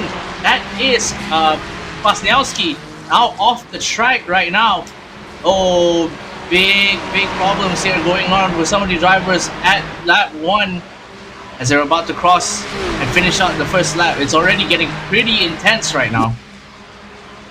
Yeah, by the looks of it, I think it might have been Martin Chico because he was one of the 2 white cars in that particular shot. The other one was, of course, Pedro Dean being knocked out. But we don't have to mind that too much as coming out to turn 1, Zampolini thinks the one coming out the inside, the center S's, with Harvey managing to hold firm that time around as Chico is defending from Nicolas Verone, the real-world expert in here in the GT3 cars. We know what he could do, but he's gonna have to deal with Chico, who's defending quite well here against his fellow countrymen. Further up in front, Resende goes right the outside. Who wants to be the best of the 2 Brazilians here? Well, this is the Resende, maybe the torchbearer. As we look at what happened to Kwasniewski, it looks as though he tried to dive on the inside of that looks like Lucas Coronello or Fedrinov, and just this time it doesn't think. Yeah, they went to the dive, but he wasn't close enough actually to make that dive sting. As Pascucci goes up on the inside, Zampolini actually makes the pass happen, but Zampolini has the inside back on the left-hander, takes the position back, but Pascucci, they're still switching it back, switching positions as Pascucci sees if he can finally make it stick into this right-hander, takes the inside track. He does manage to force Zampolini off the line and takes that position away from him. Zampolini now has even more problems on his hands as he tries to reclaim that position back, and Nicolas Verone is already breathing down his neck with Montechico and Sanchez behind him. I almost said Aaron Sanchez, but it's Alejandro. Yeah. Not to be confused because we do have a couple of other drivers with the exact same name in the championship there, but I think we have found who was the instigator to what happened to Pedro Dean. That was Yashar Nuhi, because you see that white car in shot or greyish car from the front. He's the one that caused it, but we don't have to mind what happened at the start too much because we're focusing on lap number 3. Harrison is actually working behind it. We're on board with Santiago Aguiar, though, really is looking quite tensive because he's going to have to deal with a fast charging Harrison as they come out through the center S's onto the Cedar del Lago. By the looks of it, Harrison has made up for yet another position because up in front you can see the drivers up ahead. He is still within arm's reach. Spoke too soon. Oh, spoke too soon, didn't I? I was just thinking that he was close to the front. He could have actually challenged for the lead, but well, actually jinxed it there, Damon. Yeah, you did, and we have to see because we didn't get a really good camera angle there. It looks like Nasha Nuhi actually just started driving into the back of Kieran Harrison's car as he was going into he was trying to call the inside of a line for him. And Nasha Nuhi just wasn't going to give it to him. So he's basically in the pits. He's out of contention for the time being while we're waiting for repairs to see if he leaves the pits. But Gaston Kohavi and Resende and Pascucci and Zampolini are still locked in the battle for P1 with Nicolas Verone hot on their heels. Yep, Verone is one of those guys that we were waxing lyrical about earlier because he is a real world champion, and we have to mention that again. The last ever GT3 champion for Corvette Racing, with Corvette's final ever championship as well, because we would not be seeing them in the World Endurance Championship, at least in the pre-super features. We see what happened to Nuhi there. It looks as though he might have actually, yes, he turned into Harrison, but Harrison probably thought he had the line there, just was taken out, and that in turn was enough to send him out of the race. So Harrison will be looking forward to heat number 2 after this, as Pedro Dean, still also recovering from his first corner melee accident, is coming to pit lane as well. Meanwhile, back out to the front, to Harvey. He's having to hold back here a lot of pace because he's got so many cars in the immediate vicinity with the likes of Resende looking to win on Brazilian soil. This is the goal for him up in front. Around the outside, coming up to turn number 6 and 7. That is an opportunity to do so, but it's going to be quite tight, Damon. Yeah, and this part of the track is particularly narrow, so you want to make a move, it has to be very precise and calculated. You can see there's a bit of rubbing going on there between Kohlhavi and Resende. Going to be very, very aggressive between these two drivers throughout the rest of the race. We're already about a quarter of the way into the race. And Pascucci is still waiting for an opportunity with Nicholas Varone actually making it past Zampolini. So Zampolini dropped another position, and now he has to contend with another fast driver of Alejandro Sanchez there. It looks like he's going to try to make a move. Oh, they're coming in right now. He does have the inside track up to the start finish screen there. He is on the inside, and he got a good run coming out of Junsao onto the start finish straight. This might just be the move done here. He had better momentum, but Zampolini somehow manages to find speed around the outside and holds on to it. Oh no! Sanchez has been taken out, and there goes Blainat, who qualified second in the race. Well, someone actually misjudged it wrong completely. Yeah, and another difficulty with this track is that there are going to be a lot of blind corners, so you have to be very confident about your braking zones and your entry speed. Because if you overcook it, things like that can happen right now. As I think, yeah, Juan Blainat ended up going way too hard into that corner and just bottled it coming out. Yeah, and he nearly took out Aguiar and Chico for good measure, but Zampolini manages to just survive that particular onslaught, only for the time being. But speaking of onslaught, that's Pascucci right out the back of Jackson Resende. This is the homeboy. We're gonna have a replay of the crashes that happened earlier, as we are now going into full screen replay. Damon, what did you take away to just analyze what happened there? Okay, so we're seeing Juan Blainat's point of clear right now, and he just overcooks it on the entry. Tries to slow down enough, but definitely wasn't brake the way too late there, forcing himself off the track, but giving a little bit of damage as well to the cars in front of him. He'll be able to rejoin the track and still be a part of the race right now, but yeah, the biggest loser of that was definitely Blainat. And speaking of losing out the position, Kohlhavi Kohlhavi's resistance has finally been broken, because look, there is your new leader, Jackson Resende, the homeboy here, the Brazilian leading in Sao Paulo. But for how long? Because there goes Pascucci on the inside. They're going side by side through the center assist. Did not want to get two cars there, otherwise you might have to compromise or get into collision. But Pascucci breaks the Brazilian party only for a while. It's Brazil versus Argentina. Where have you heard that before? Especially in relation to the World Cup, where these two great nations in the world of football have gone at it side by side, and of course in the Copa America as well. But in racing, it's also equally as frantic, because Argentina and Brazil have produced so many great champions in the real world. Now they're going at it again in virtual reality here, with Resende and Pascucci holding up in front. Baroni watching brief. Yeah, speaking of Argentinians, he is caught in the middle of an Argentinian sandwich right now with Nicholas Varone and Gaston Kohlhavi just waiting for him to slip up and make a mistake. Jason Resende, we've seen him been fast in qualifying before, but he hasn't been able to translate it into race results as of now. However, does look like he's being held up by Pascucci a little bit, which gives Varone an opportunity to dive in on the inside, take that position away. Resende on to him to take that position back, and again, this particular sector is where most moves will happen. Varone backing off just a little bit, giving Resende time to try and make a pass over Pascucci, not being able to make a stick again. Oh, I think that was Resende, he just went off. Well, Brazil's last hope has unfortunately evaporated. Now all hopes lie on Fabio Zampolini, whether he can actually make up 1.8 seconds to the front. Look at that, it's Argentinian 1, 2, 3 with Varone being pushed right up the barriers there. Pascucci on the inside this time around. Varone tries every which way he could, but is the Argentine in front who holds on to the lead. Yeah, and I think what had happened there with Resende is that he overcooked the exit there, tried to keep the car under control, but these of course being mid-engine rear-wheel drive cars, very hard to maintain control once you've already bottled it. You can see Jason Resende there on your picture-in-picture. He gets tapped out of that corner and then ended up just losing control. Yeah, Pascucci actually cut him from the outside, so maybe he thought that Resende actually was already straightened out, but unfortunately the gap was closing, and that caused Resende to go onto the grass. But amazingly, despite all that, he's still running, albeit in P11, outside the top 10 for the time being. Yeah, biggest losers we can talk about right now is, of course, unfortunate for Kieran Harrison, who ended up losing in his race. Going to be starting qualifying in P18 unless he can make up even more positions there for the next heat. So he's got really tough race today ahead of him. But we're going to talk about the drivers in front. Of course, Pascucci still holding on to that lead for the time being, but Nicolas Varone has just been biting at his heels, nipping left and right, trying to see if we can force Pascucci to make a mistake. And just behind him, this Alejandro Sanchez, that also a very fast driver, fastest in qualifying, waiting to seize an opportunity. We've got Gaston Kulhavi in the back, holding back, making sure that nothing bad, if anything bad should happen to the cars in front, that he wouldn't be involved.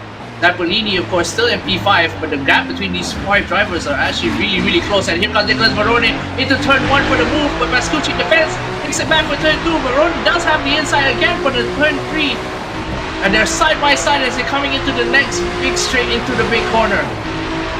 Oh, but here comes Alejandro Sanchez. He's trying to pull up alongside. He's got 2 wheels on the grass right now. Has to scrub off the speed, has to back off because that would have been a very dangerous position for him. That would have been one nasty accident, especially given the fact that Delago is actually a bit sloping into his entry. So if he got his braking all crossed up, he might have actually ended up T-boning the 2 drivers right in front. But Pascucci still holding on to the lead here. Varone with really nip and tuck defending, manages to keep second place as well. He goes on the inside of his fellow countryman. Pascucci then opens the door, and the World Endurance Champion, the final GTEM champion, has taken the lead. Yeah, and Varone was just poking holes in Pascucci's defense until finally he broke through and takes the position away. But Alejandro Sanchez has yet to be able to do the same right now. But we are coming on to the last third of the race. So we're going to have to see whether or not Pascucci will be able to claw back that position or whether he'll succeed another one to Sanchez. Kulhavi as well behind with Zampolini. Very close 5-car battle actually, almost 6 cars with Chico also near the back there. Indeed, so it's still anybody's game up in front. And Zampolini, we thought that he might have actually been a bit too far behind. Now he's actually within 6/10 of Gaston Kulhavi. So Gaston, we know how difficult he was to overtake him, but it is not out of the realm possibility to fight here. So again, Zampolini has to be circumspect here to not blow his chances of finishing not only the top 5, but a half chance of trying to win on home soil. Yeah, and comments described it perfectly. It was a very beautiful battle all the way from the start of the lap until the end, where Varone actually finally managed to break through Pascucci's defenses. We're on board with Pascucci right now. He still has Alejandro Sanchez breathing down his neck, but Pascucci isn't looking behind him. He's looking in front to try and fight back against Varone. Yeah, just keep actually in the comment section saying that it's crazy shots. Absolutely, we have really good camera angles being utilized to its full potential by the AMX production team behind the scenes. Really nice shot, and you can see the blimp cam. Well, we said just now that when we were in Daytona, it was the Goodyear blimp, but maybe the Goodyear blimp is utilized here again as we look up from high above. You can see the top 6 all within earshot. Varone, Pascucci, Sanchez, Kulhavi, Zampolini, and Chico. Your entire top 6 in one shot, with the IRL driver for Ferrari driving for Fricadelli after this in the Nürburgring 24, Nico Varone, just about under 5/10 in front of Pascucci. Let's see what Pascucci gonna do coming up to turn number 1. Looks as though not that far behind, but he couldn't be able to make anything of it that time around. Yeah, but Pascucci's actually losing time to Varone. Caught up in the last few sectors, but then had to lost a lot of speed. Coming up to lap 10 right now, we've got about 3 laps left, and Alejandro Sanchez fishing for an opportunity now. It's his turn from out and attack. Hasn't been able to make a stake just yet, but just behind him, Gaston Kulhavi is waiting for an opportunity for the attack to mess up. Pascucci going a bit wide, trying to defend. He's still holding on to that position just yet, but the gap between him and Varone is ever so slightly increasing. You can see the opponent camps right now. The concentration on both of these drivers is absolutely immense. You can see that's Alejandro Sanchez on your right and Pascucci on your left there. Ooh, a little bit of overcorrection coming in from Pascucci there. I think he bumped the exit a little bit, or maybe he got bumped, but regardless of the circumstance, the result is that Alejandro Sanchez makes it in front of him, but he got Pascucci on a dive, tries to make it back in, and is shoving Alejandro Sanchez away, and Zampolini's all the way up in the podium. We've got Kulhavi making that position. Yeah, because just now it was Sanchez that hit the back of Pascucci. Pascucci just came out in retaliation coming up to Pico de Pato, so unfortunately, he saw the revenge that he wanted to do immediately. It was dished, unfortunately, while it was still hot. So, yeah, Pascucci now the biggest loser of all that.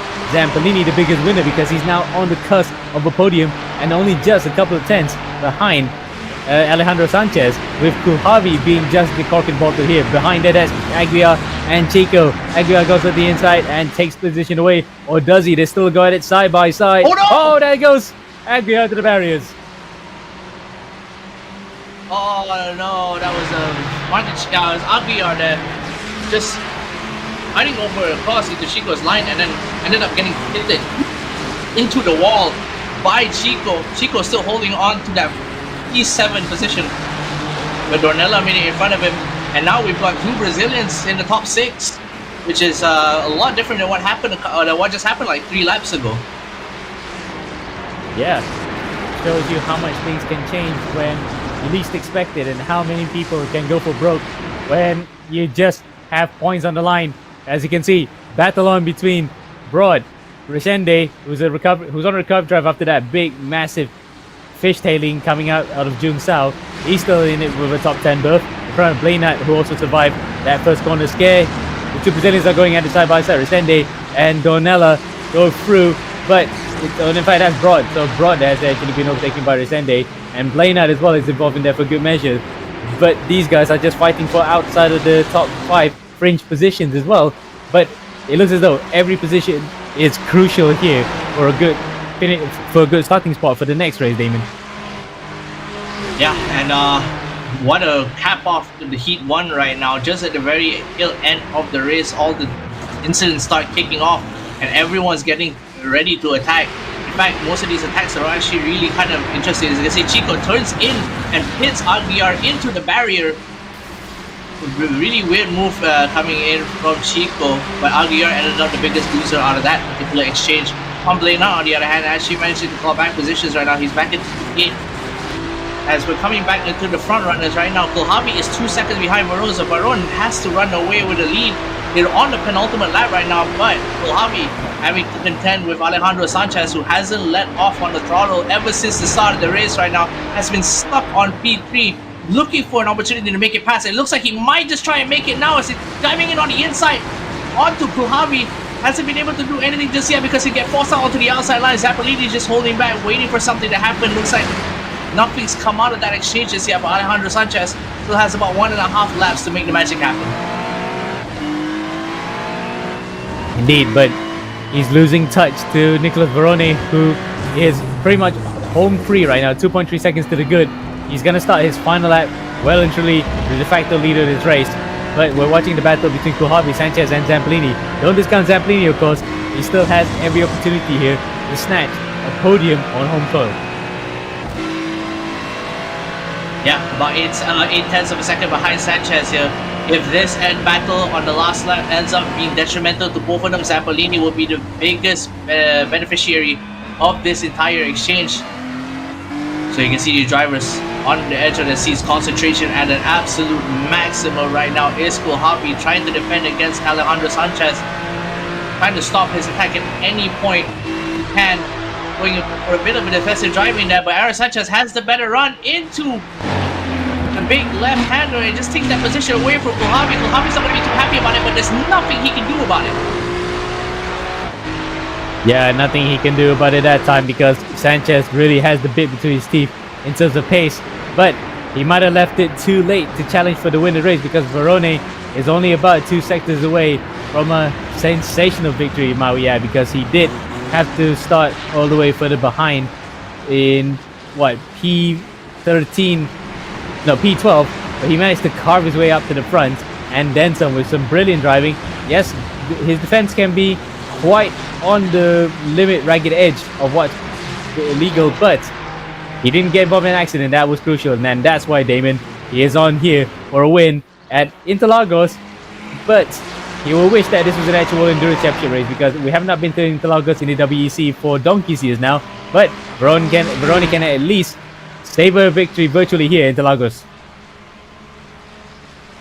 Yeah, you can see he's crossing the line right now, getting as many miles into that Ferrari as he can, because of course he will be driving in later on in the number 24 hours. Bit of a celebratory shake of the wheel there as he crosses the start-finish line. Napolini just slightly off the podium in a P4. So unfortunate for the Brazilians, Gaston Kohlhavi will be finishing in third with Alejandro Sanchez in P2.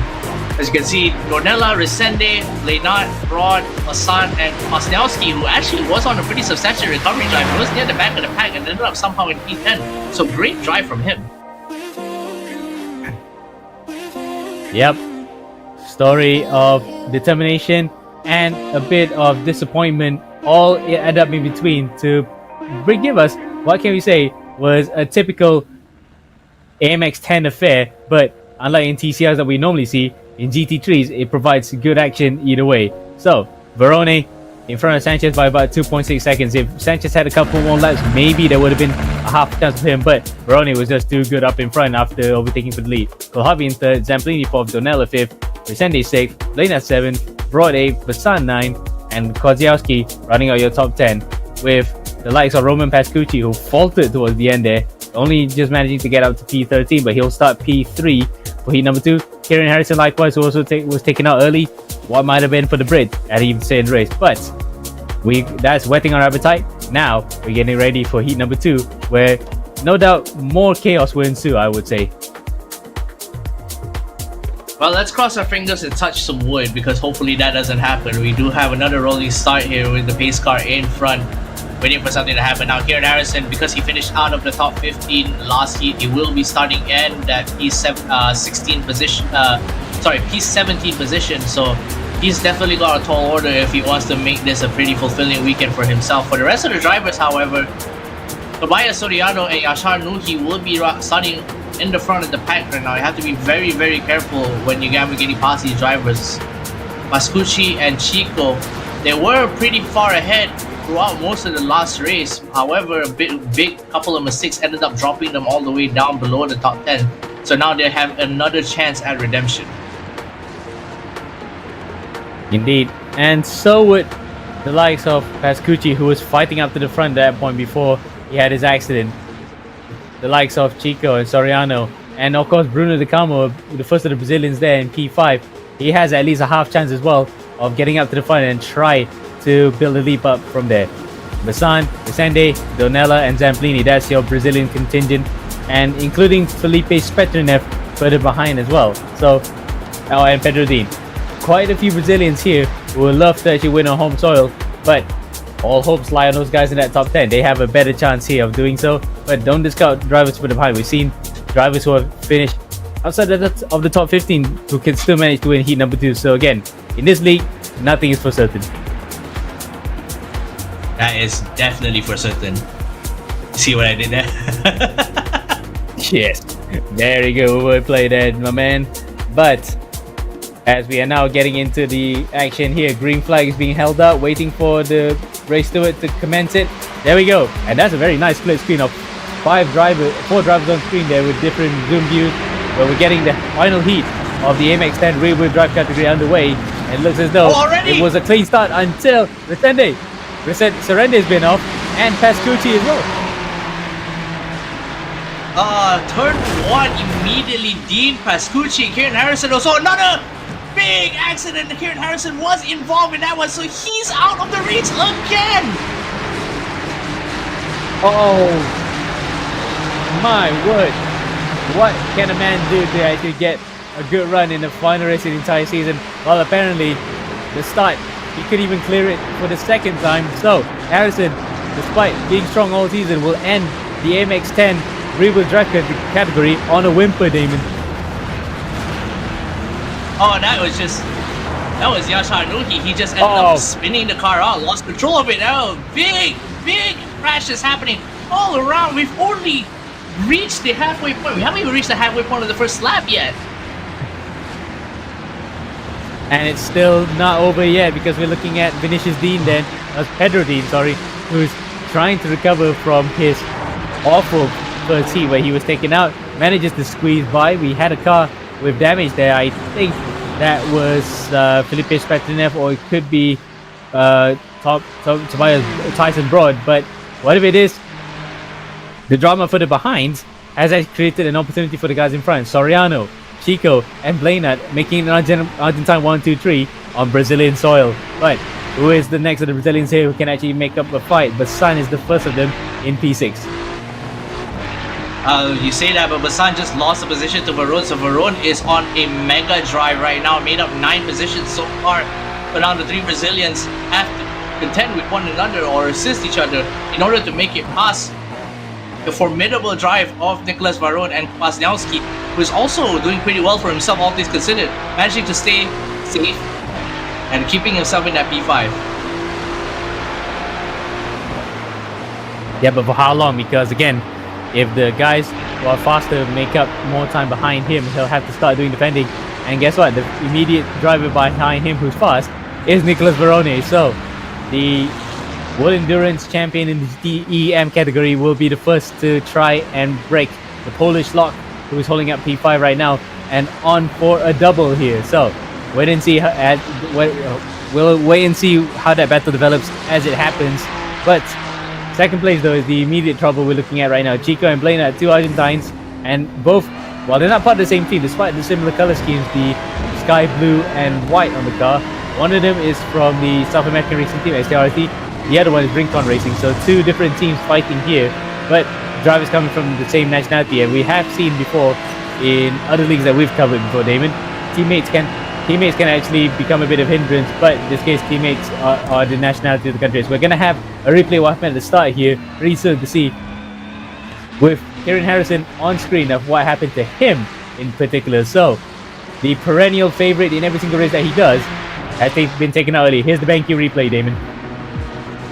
Here he comes into turn 1 right now. Seems to be keeping it steady so far. I believe that car may have been driven by Aguiar, and he got caught in that early incident involving Zappellini. Managed to make it out of it just safely. However, we'll have to see just a bit further ahead what happens to him later. Oh, that was a bit of a swerve. I think he lost grip onto the curbing and forcing Harrison out. I think that was Dornella. And they're both out of the race just like that over the unforced error by Dornella there. No, that wasn't Dornella. That was one of the Dark Hawk racing cars. In fact, it is Dornella, but he is not running the Dark Hawk.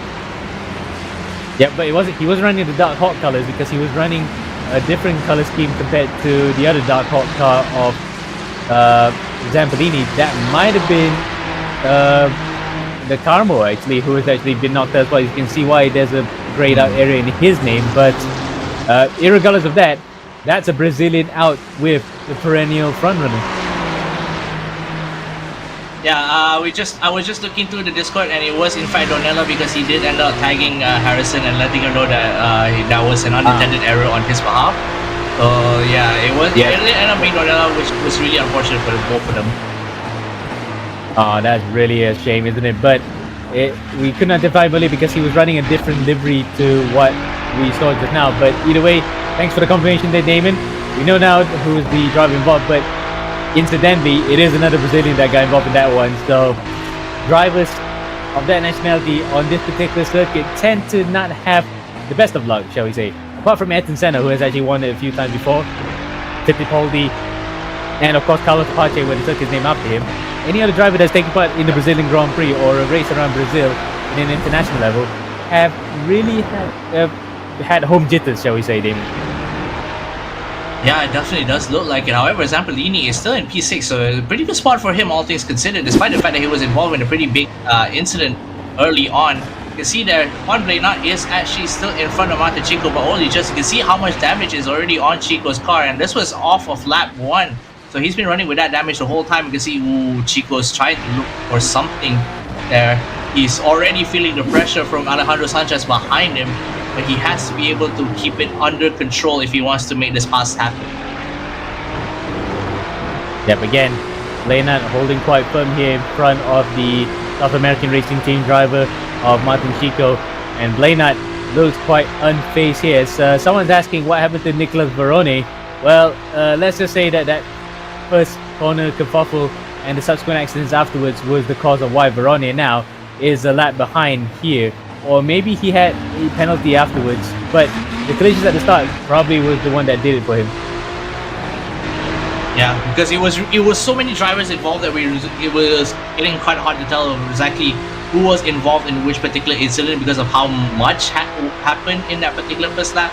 What we know is that Verone actually managed to get out of most of those incidents, and ended up something happened to him later on that we didn't see. Regardless of that fact, however, Jackson Resende and Verone are now back in P14 with 4 drivers out of the race at the time being, including Pascucci, who after a disappointing result in Heat 1 would have been looking to try and come back for Heat 2. That looks like it's not going to happen. However, Alejandro Sanchez is still on the field right now, so he could probably end up being the biggest winner out of this entire day. Yep, indeed.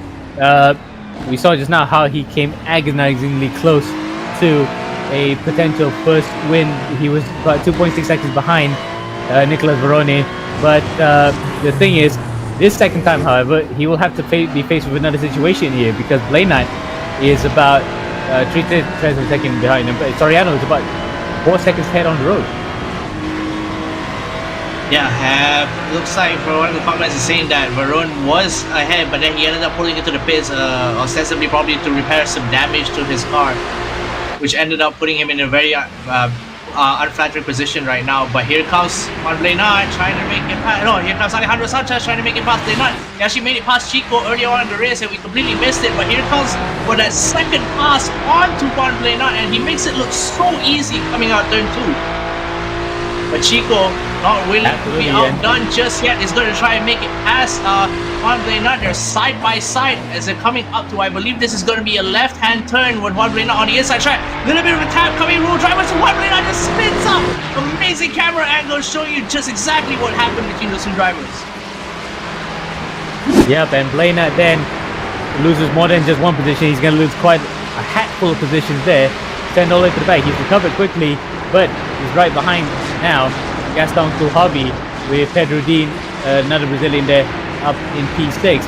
So the Cida de Lago was the scene of Hamilton and Verstappen's crazy battle in 2021, but that ending was probably something that Blaney would not have wanted. He was facing the wrong way at one point, made a quick recovery, but that probably puts paid to any sort of positive finishing position for him, especially a podium that was on the cards at one point. Yeah, and you can see that further down the grid, Verone is back into the pits. So probably didn't actually get enough repair on him. We're going to stay in the pits for a little bit longer. Kohavi, you're on screen right now, and P7. Comments asking how did the camera director know? Hey, sometimes you're just in the right place at the right time, man. That's just how it is in racing. Yep, indeed. Again, we don't choose these shots almost like voluntarily that we know something is going to happen. The camera just picks up where the action is closest, and if it gets really interesting, we'll try to get most of the camera angles that show the accident in its full ignominious glory, I would say. As there's Blaney and then Chico's accident just now, with Blaney being sent sideways nearly all the way to the back, but a great recovery. Look at that, he actually engaged the clutch to just arrest the slide and lost only just a couple of positions. Yeah, great car control from Blaney there, but he's still going to be in a pretty compromised position there. As Gaston Kohavi on board right now, trying to make it past Pedro Dean and Zamperlini. Currently 5th and 6th on the grid right now, so they're still going to be pretty comfortable with their positions. But Kohavi's not letting them, not giving them the time of day, trying to see if he can make it force and attack. And Juan Blaney is also behind them. Here comes Zamperlini on the back of Piotr Kwasniewski, as he tries to make a move happen on the inside, not close enough to make the dive stick just yet. Kwasniewski still holding on to that P4, but Zamperlini is on a mega drive right now. Definitely feeling a little bit heated. Absolutely. Trying to see whether or not he can make it past. Yep. For the pride of his home nation, he could try to at least get it up further into that top 5. The podium may be a bit out of the question right now because Kwasniewski is about 6 seconds behind Chico right now. If anything, Zambolini can hope for a bit of a consolation. He's trying to overtake for P4, but it will be a tall order here because don't know where Kwasniewski is going to defend. He looks to actually come into the inside here. Unfortunately, Kwasniewski got that covered that time, Damon. Yeah, very good defensive driving from Kwasniewski here, forcing Zambolini behind him. I enjoy that good view of the lovely Ferrari's rear end, which I actually don't think is the best looking Ferrari rear end of any in any metric. So Zambolini probably feeling the same way I do, wants to make it past him as quickly as possible. Here comes Pedro Dean there, actually lost the position to Javi. Well, Javi and Blenat both gained a position on him. I think he made a bit of an unforced error coming out of turn 3 there, losing a lot of speed, and Zambolini is still trying to make a move onto Kwasniewski here. Yeah, Kwasniewski with brilliant defending. That's something that the home faithful would not have wanted to see, especially as Zambolini is now bleeding more time to Martin Chico to get at least a consolation podium to make up what has been quite a tough day at the office with the Brazilians here, Damon. Yeah, just in general, I think it's been a pretty tough day in the office for almost everybody. We had winners in Heat 1 that aren't even going to finish in Heat, aren't even going to be in contention for Heat 2. We have very fast drivers throughout entire AMX seasons who couldn't even get a chance to pull out an entire lap. So a lot of curveballs have been thrown at us on the on this particular Saturday, the second to last day of races before the end of the season. And meanwhile, out of all of this kerfuffle, Tobias Soriano is still comfortably in front, 3.8 seconds. But here comes Zambolini on the outside there, gone way too wide, and giving Kohlhavi an opportunity to make it pass, and just like that, he succeeds the position. But Juan Blenat is also behind him.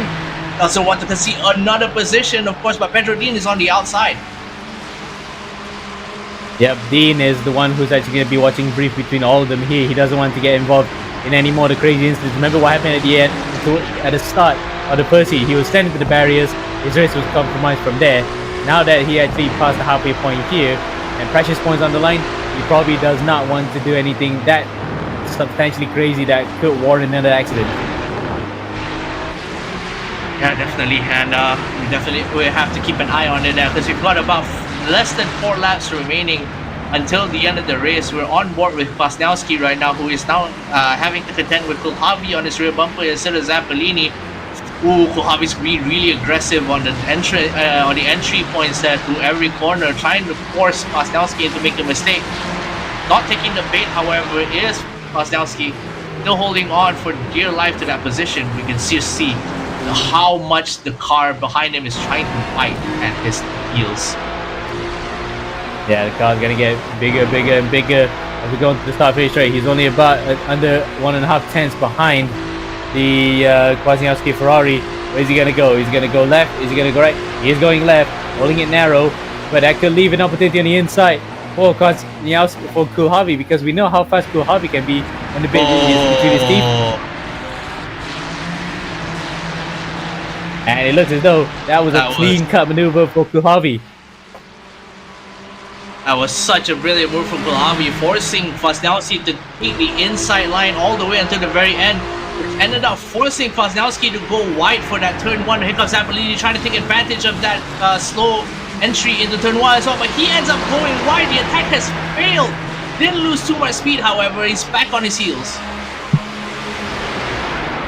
Yeah, but how long then is Zambolini gonna wait behind here, with Blenat also coming for good company behind the struggling Pole here, the struggling Argentine here.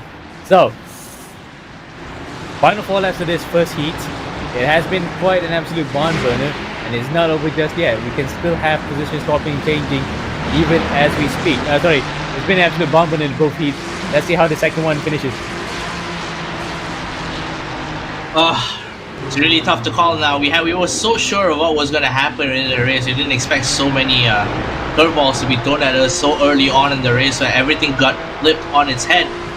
But now Juan Blenat is the one attacking Kwasniewski. Kwasniewski now has another person he has to defend from. Kohlhavi there with a brilliant move there probably shook him up just a little bit, and Kwasniewski trying to regain his composure, wants to make sure he doesn't make the same mistake again. But here comes Juan Blenat on the outside yet again. Kwasniewski going tight in this time holding the line, so good on him. He's managing to stay in position and get the nice exit out of turn 1 into turn 2 and turn 3.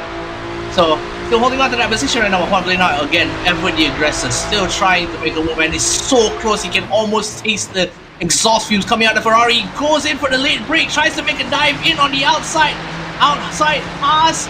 Looks like it might just be a success, but Kwasniewski does have a little bit of a better run up because he got the inside. Oh, he just gives out that position. Here comes Appolini on the inside too, taking advantage, and so does Pedro Dean, but Pedro Dean is the only one that hasn't been able to make it. He jumps the curb, and not just like that, his attack is already over. Yeah, man, that is going to send him out of the top 10 with the rest of the field almost coming. No, in fact, he's about 20 seconds ahead of Tony Broad. So at least, Tyson Broad, at least he can console the fact that it is close to the top 10, but not the way that he would have wanted to end the AMX 10 real wheel drive season. Yeah, he saw the move that Zampolini did on the Kwasniewski, and he thought I'd have enough time to be able to do the same, but he just caught a bit of air, and then that was it. He just lost all the grip that he needed to actually make that pass stick. Then when Isaias rejoined the tarmac, he just couldn't actually make it happen anymore. He just lost all his grip, couldn't keep it under control, and there he goes in the replay. Yep, again, he just probably overexerted himself there. It's easy to break traction in iRacing, and the GT3 cars are no exception, despite them being aerodynamically efficient compared to a NASCAR, which has the aerodynamic properties of a brake. You can still somehow break traction there and lose a lot of time. Yeah, so now our top 10 is looking very, very different compared to what it was early on. The only really common denominators there is Alejandro Sanchez, Chico, Mojave, and Blenat. And Zampolini, to a certain extent, he's in P6 yet again. And Tobias Soriano, you can see here, has been unchallenged the entire race. Very comfortable in front with his pristine condition Ferrari there with the Ray-Ban livery. Very, very comfortable. In fact, hasn't really had any competition since the beginning. Yep. Though the livery that in this particular case for the Ray-Bans is in fact just a reverse Ferrari livery. It's just they kept yellow, but they put a black as the main base of the color. With Frank Shaw Motor, the sponsor that ran some of Ferrari's AF Corsa livery cars, so it's a nice little Easter egg design there for those who already know. And speaking of in the know, there's a car that is also modeled after the FXXK. In fact, that is the exact same colors. Number 14 is the iRacing number, but the other number that represented pretty much close to how the Corsa Clienti is done. But we don't have to mind that too much because Basan wants to get one over in Argentine in the final lap here to finish the RWT AMX 10 season on a high. Yeah, finishing up the rear-wheel drive class is this final lap, so barring any major incidents, this is what we're going to see here. These cars are pretty far apart from one another. It doesn't look like there'll be any big money moves being made here, with the exception of maybe Juan Blenat and Gaston Kulhavi, about a second splitting them, as well as Aguiar and Spetrini, also about half a second between them. So these are the two big possible contenders for a last-minute battle for this white flag, the final lap of the race here. Meanwhile, Alejandro Sanchez hasn't been able to close the gap substantially enough, so he's going to have to contend with another second place finish, I believe, as Tobias Soriano very, very comfortable. You can see that he's chill, he knows he's got this race in the bag, he just has to make it a very consistent drive, and he'll be really, really happy right now. Swatting away flies that you can see on the camera. But just like that, I think that's it. He's just won it. He's called it. You can see he's already celebrating on the camera there. Yeah, he wasn't swatting flies, wasn't he? Deserved. I mean, I'm pretty sure he was he swatting flies in the beginning. He turned into a celebratory fist bump near the end. Yep, indeed. Probably a nice way to cover it off. As you can see then, the big red button on the side, he didn't have to press that as an emergency if the car or wheel fails. He was untouched from the beginning all the way to the end. Sanchez 2.4 seconds behind us. There's a bit of a drag race to the line between the two Brazilians, Dean and Spetrenev. It is Dean who gets the better of Spetrenev there. He finishes P10 in the final AMX 10 rear-wheel drive category race of the entire season. But the overall spoils then will go to Aaron Vasquez. But the battle here will go to Tobias Soriano after such a brilliant race. And it might not still be over yet because we're still waiting for Jackson Rossetti to come to the cross line, and he has done so, and that's it. The AMX 10 rear-wheel drive category comes to a close, and what a sensational season has been here as well, Damon. Yeah, I think we can say that for almost every class of racing that we've had in AMX Season 4, and tomorrow will be no exception either. However, tomorrow's story is for tomorrow, and we have to recap what happened tonight. So, out of everything that's happened so far, I think Kieran Harrison getting knocked out in the early points of both heats was the most surprising thing. But Tobias Soriano there in first place, winning Heat 2 with Alejandro Sanchez in P2 again.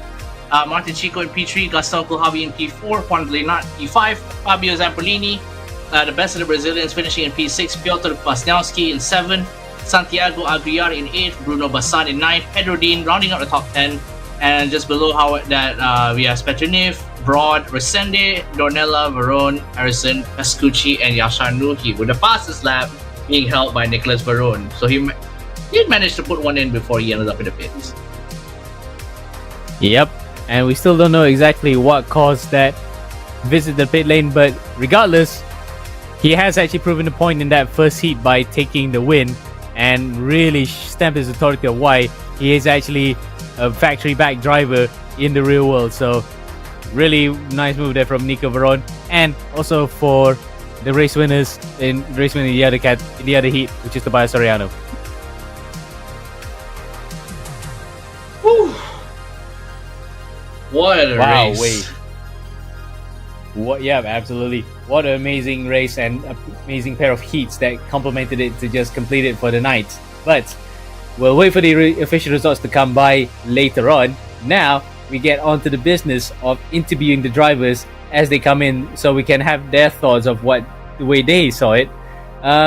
What will you think was the moment of the race, or anything you have observed that was well worth a mention?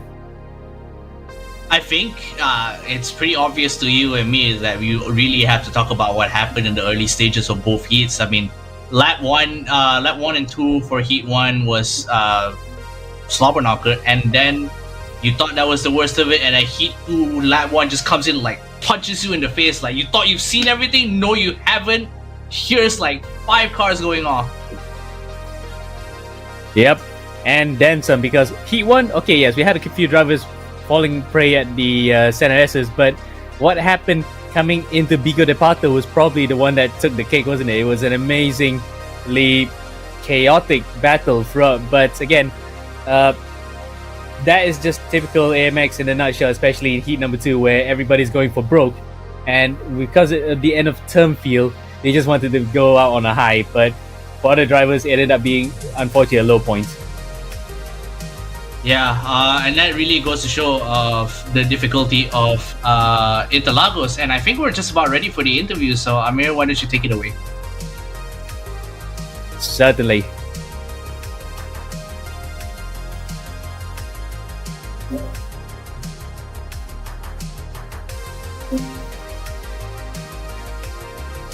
And it looks as though we are going to start off the interview with the Australian Tyson Broad, who will probably be a little bit miffed by the fact that he had good pace in the race, but couldn't translate it into a decent result. But nonetheless, he finished the top 15 in both races. So, Tyson, welcome to the interview.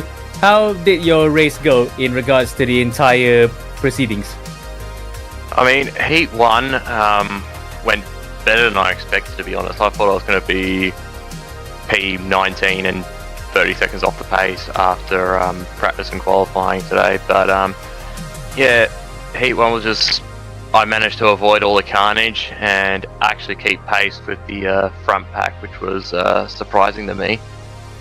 So yeah, I ended up finishing, I think, about 8th or so in that first one, and then yeah, race 2 was just carnage at the first lap, and unfortunately I got in it, which that happens sometimes, but yeah, obviously disappointing because I felt as though I could have stayed inside the top 10 for race 2. And speaking of your qualifying pace, because we did mention in the broadcast just now how from Sanchez all the way to the guy behind you, which is Bruno Bassan, was covered about 9/10 of a second.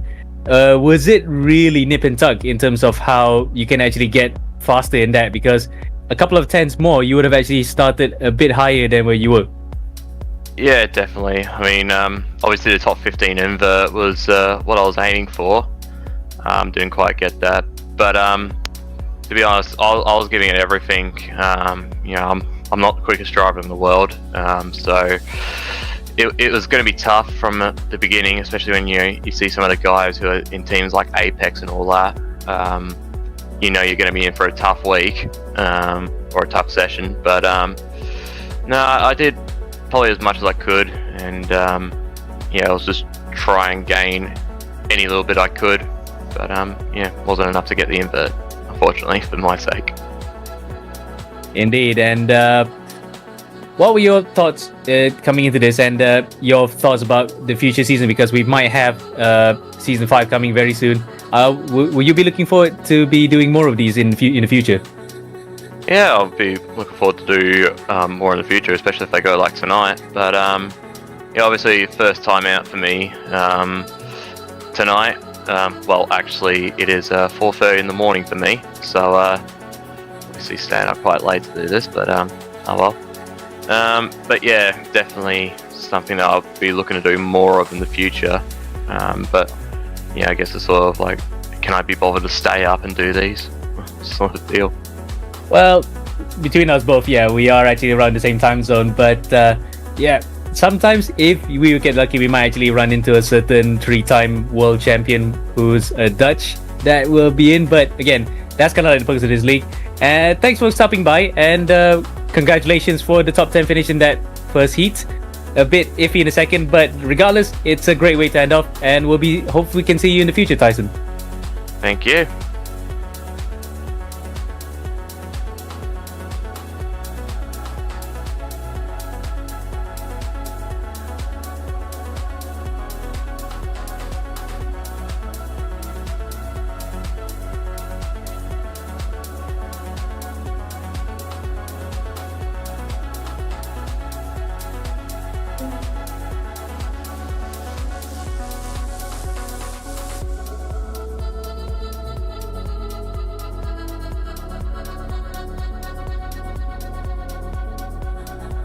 Alright then, so that was from one driver to another with varying degrees of fortune, but now we have the race Heat 2 winner, Tobias Soriano, who was absolutely delighted. We thought for a second that in the commentary box he was trying to swat away some flies or mosquito in the vicinity, but in actuality he was fist bumping on the way to the line. So, Tobias, can you hear us?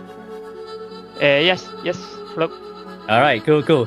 So, take us through what happened in that first heat before we jump into the second one, where you definitely made up for what was a little bit disappointing in that first heat. Yeah, I had a crash with Martin Chico, a little bug, I think, with the new contacts on iRacing, and it broke my car, so I had to enter the pit and repair.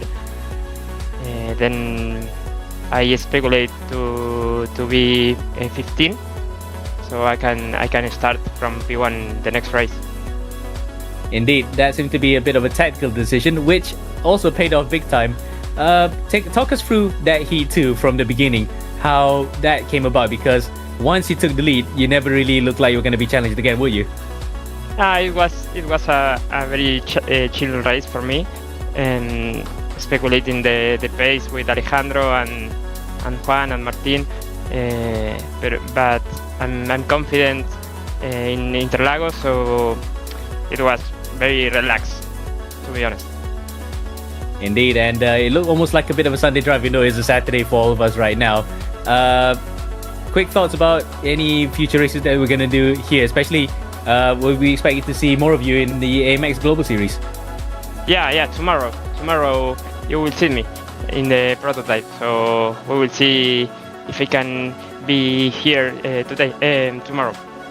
Well, I'll be watching in earnest tomorrow because there'll be a different commentary team watching, but nonetheless, as ever, delighted to have you on board, and indeed the entire contingent of South Americans who have made the racing absolutely good. We'll see you tomorrow, and best of luck in the prototypes, Tobias, and Thank you. also see you next season. Thank you, guys. Thank you. See you. Yep, felicidades. Gracias.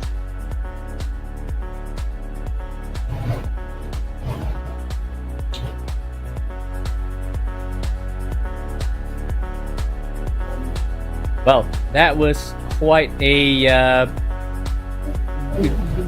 good one, isn't it? From a couple of drivers, we had varying degrees of luck for them, but regardless, now we get to see the different opinions and the points of view here, and of course, some of those drivers that we saw today will be competing again tomorrow for the final race of the entire season. As we still have Tobias on screen, I think Damon should be on right now, but Tobias again was absolutely psyched with that victory. He was fist bumping all the way to the line. Now we get Damon back on board. So I thought for a second that we were still with Tobias. I transformed. But again, indeed, you were Malaysian, now you're Argentine, and now you're back to being Malaysian. But really, it was great to hear, right, how some drivers felt that, okay, maybe like for example Tyson, he felt that he wasn't on the pace, but he could still keep it up, especially in qualifying. 9/10 behind, you wouldn't give yourself so much shame, especially given the fact that you're racing against some really highly rated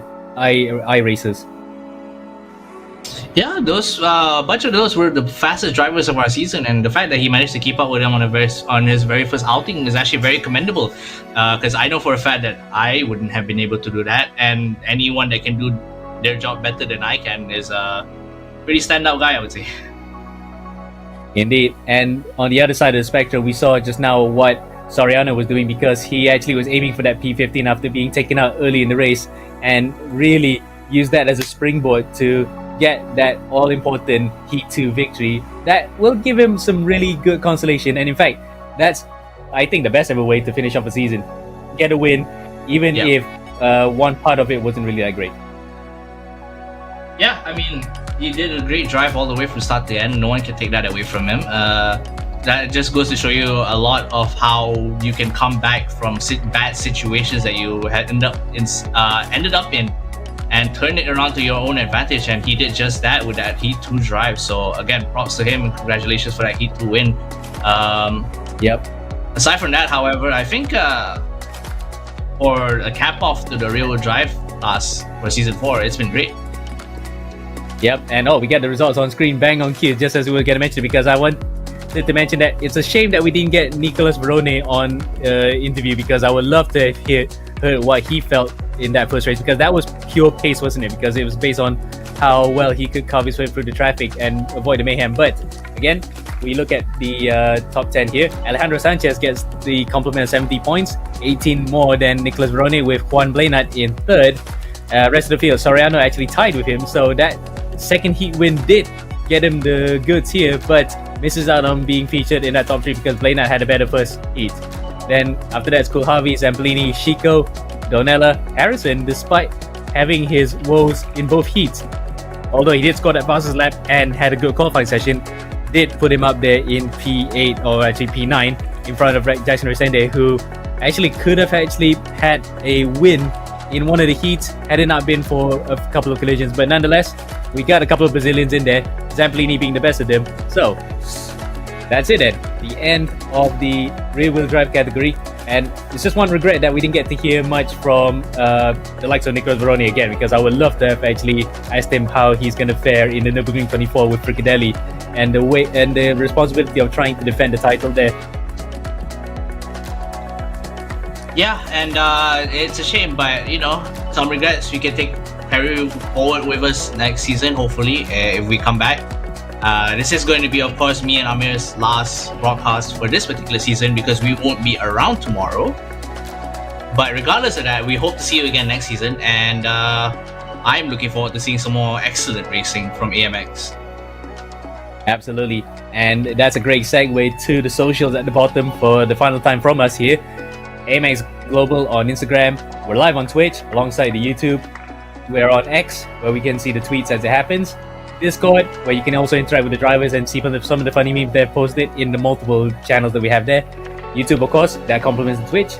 You can sign up for the races on amxrace.com. You can still sign up, of course, for the very final ones tomorrow, and short form content complementing Instagram on TikTok. But I think that's pretty much it. That's me and Damon for the final time this season, signing off. and we've been thoroughly entertained throughout the entire season on what has been really some of the best racing we can see on iRacing, and the most eclectic as well. Any final words, Damon, to just sign off? Nothing much other than see you next season, and hopefully we come back even brighter and better than ever. Yep, indeed. So, go on and go forward and go even further, all you iRacers. We'll be seeing you next season. But for now, from VMA alongside me, Damon, and the whole production team behind the scenes, it's goodbye, and see you tomorrow for the final races of the entire season.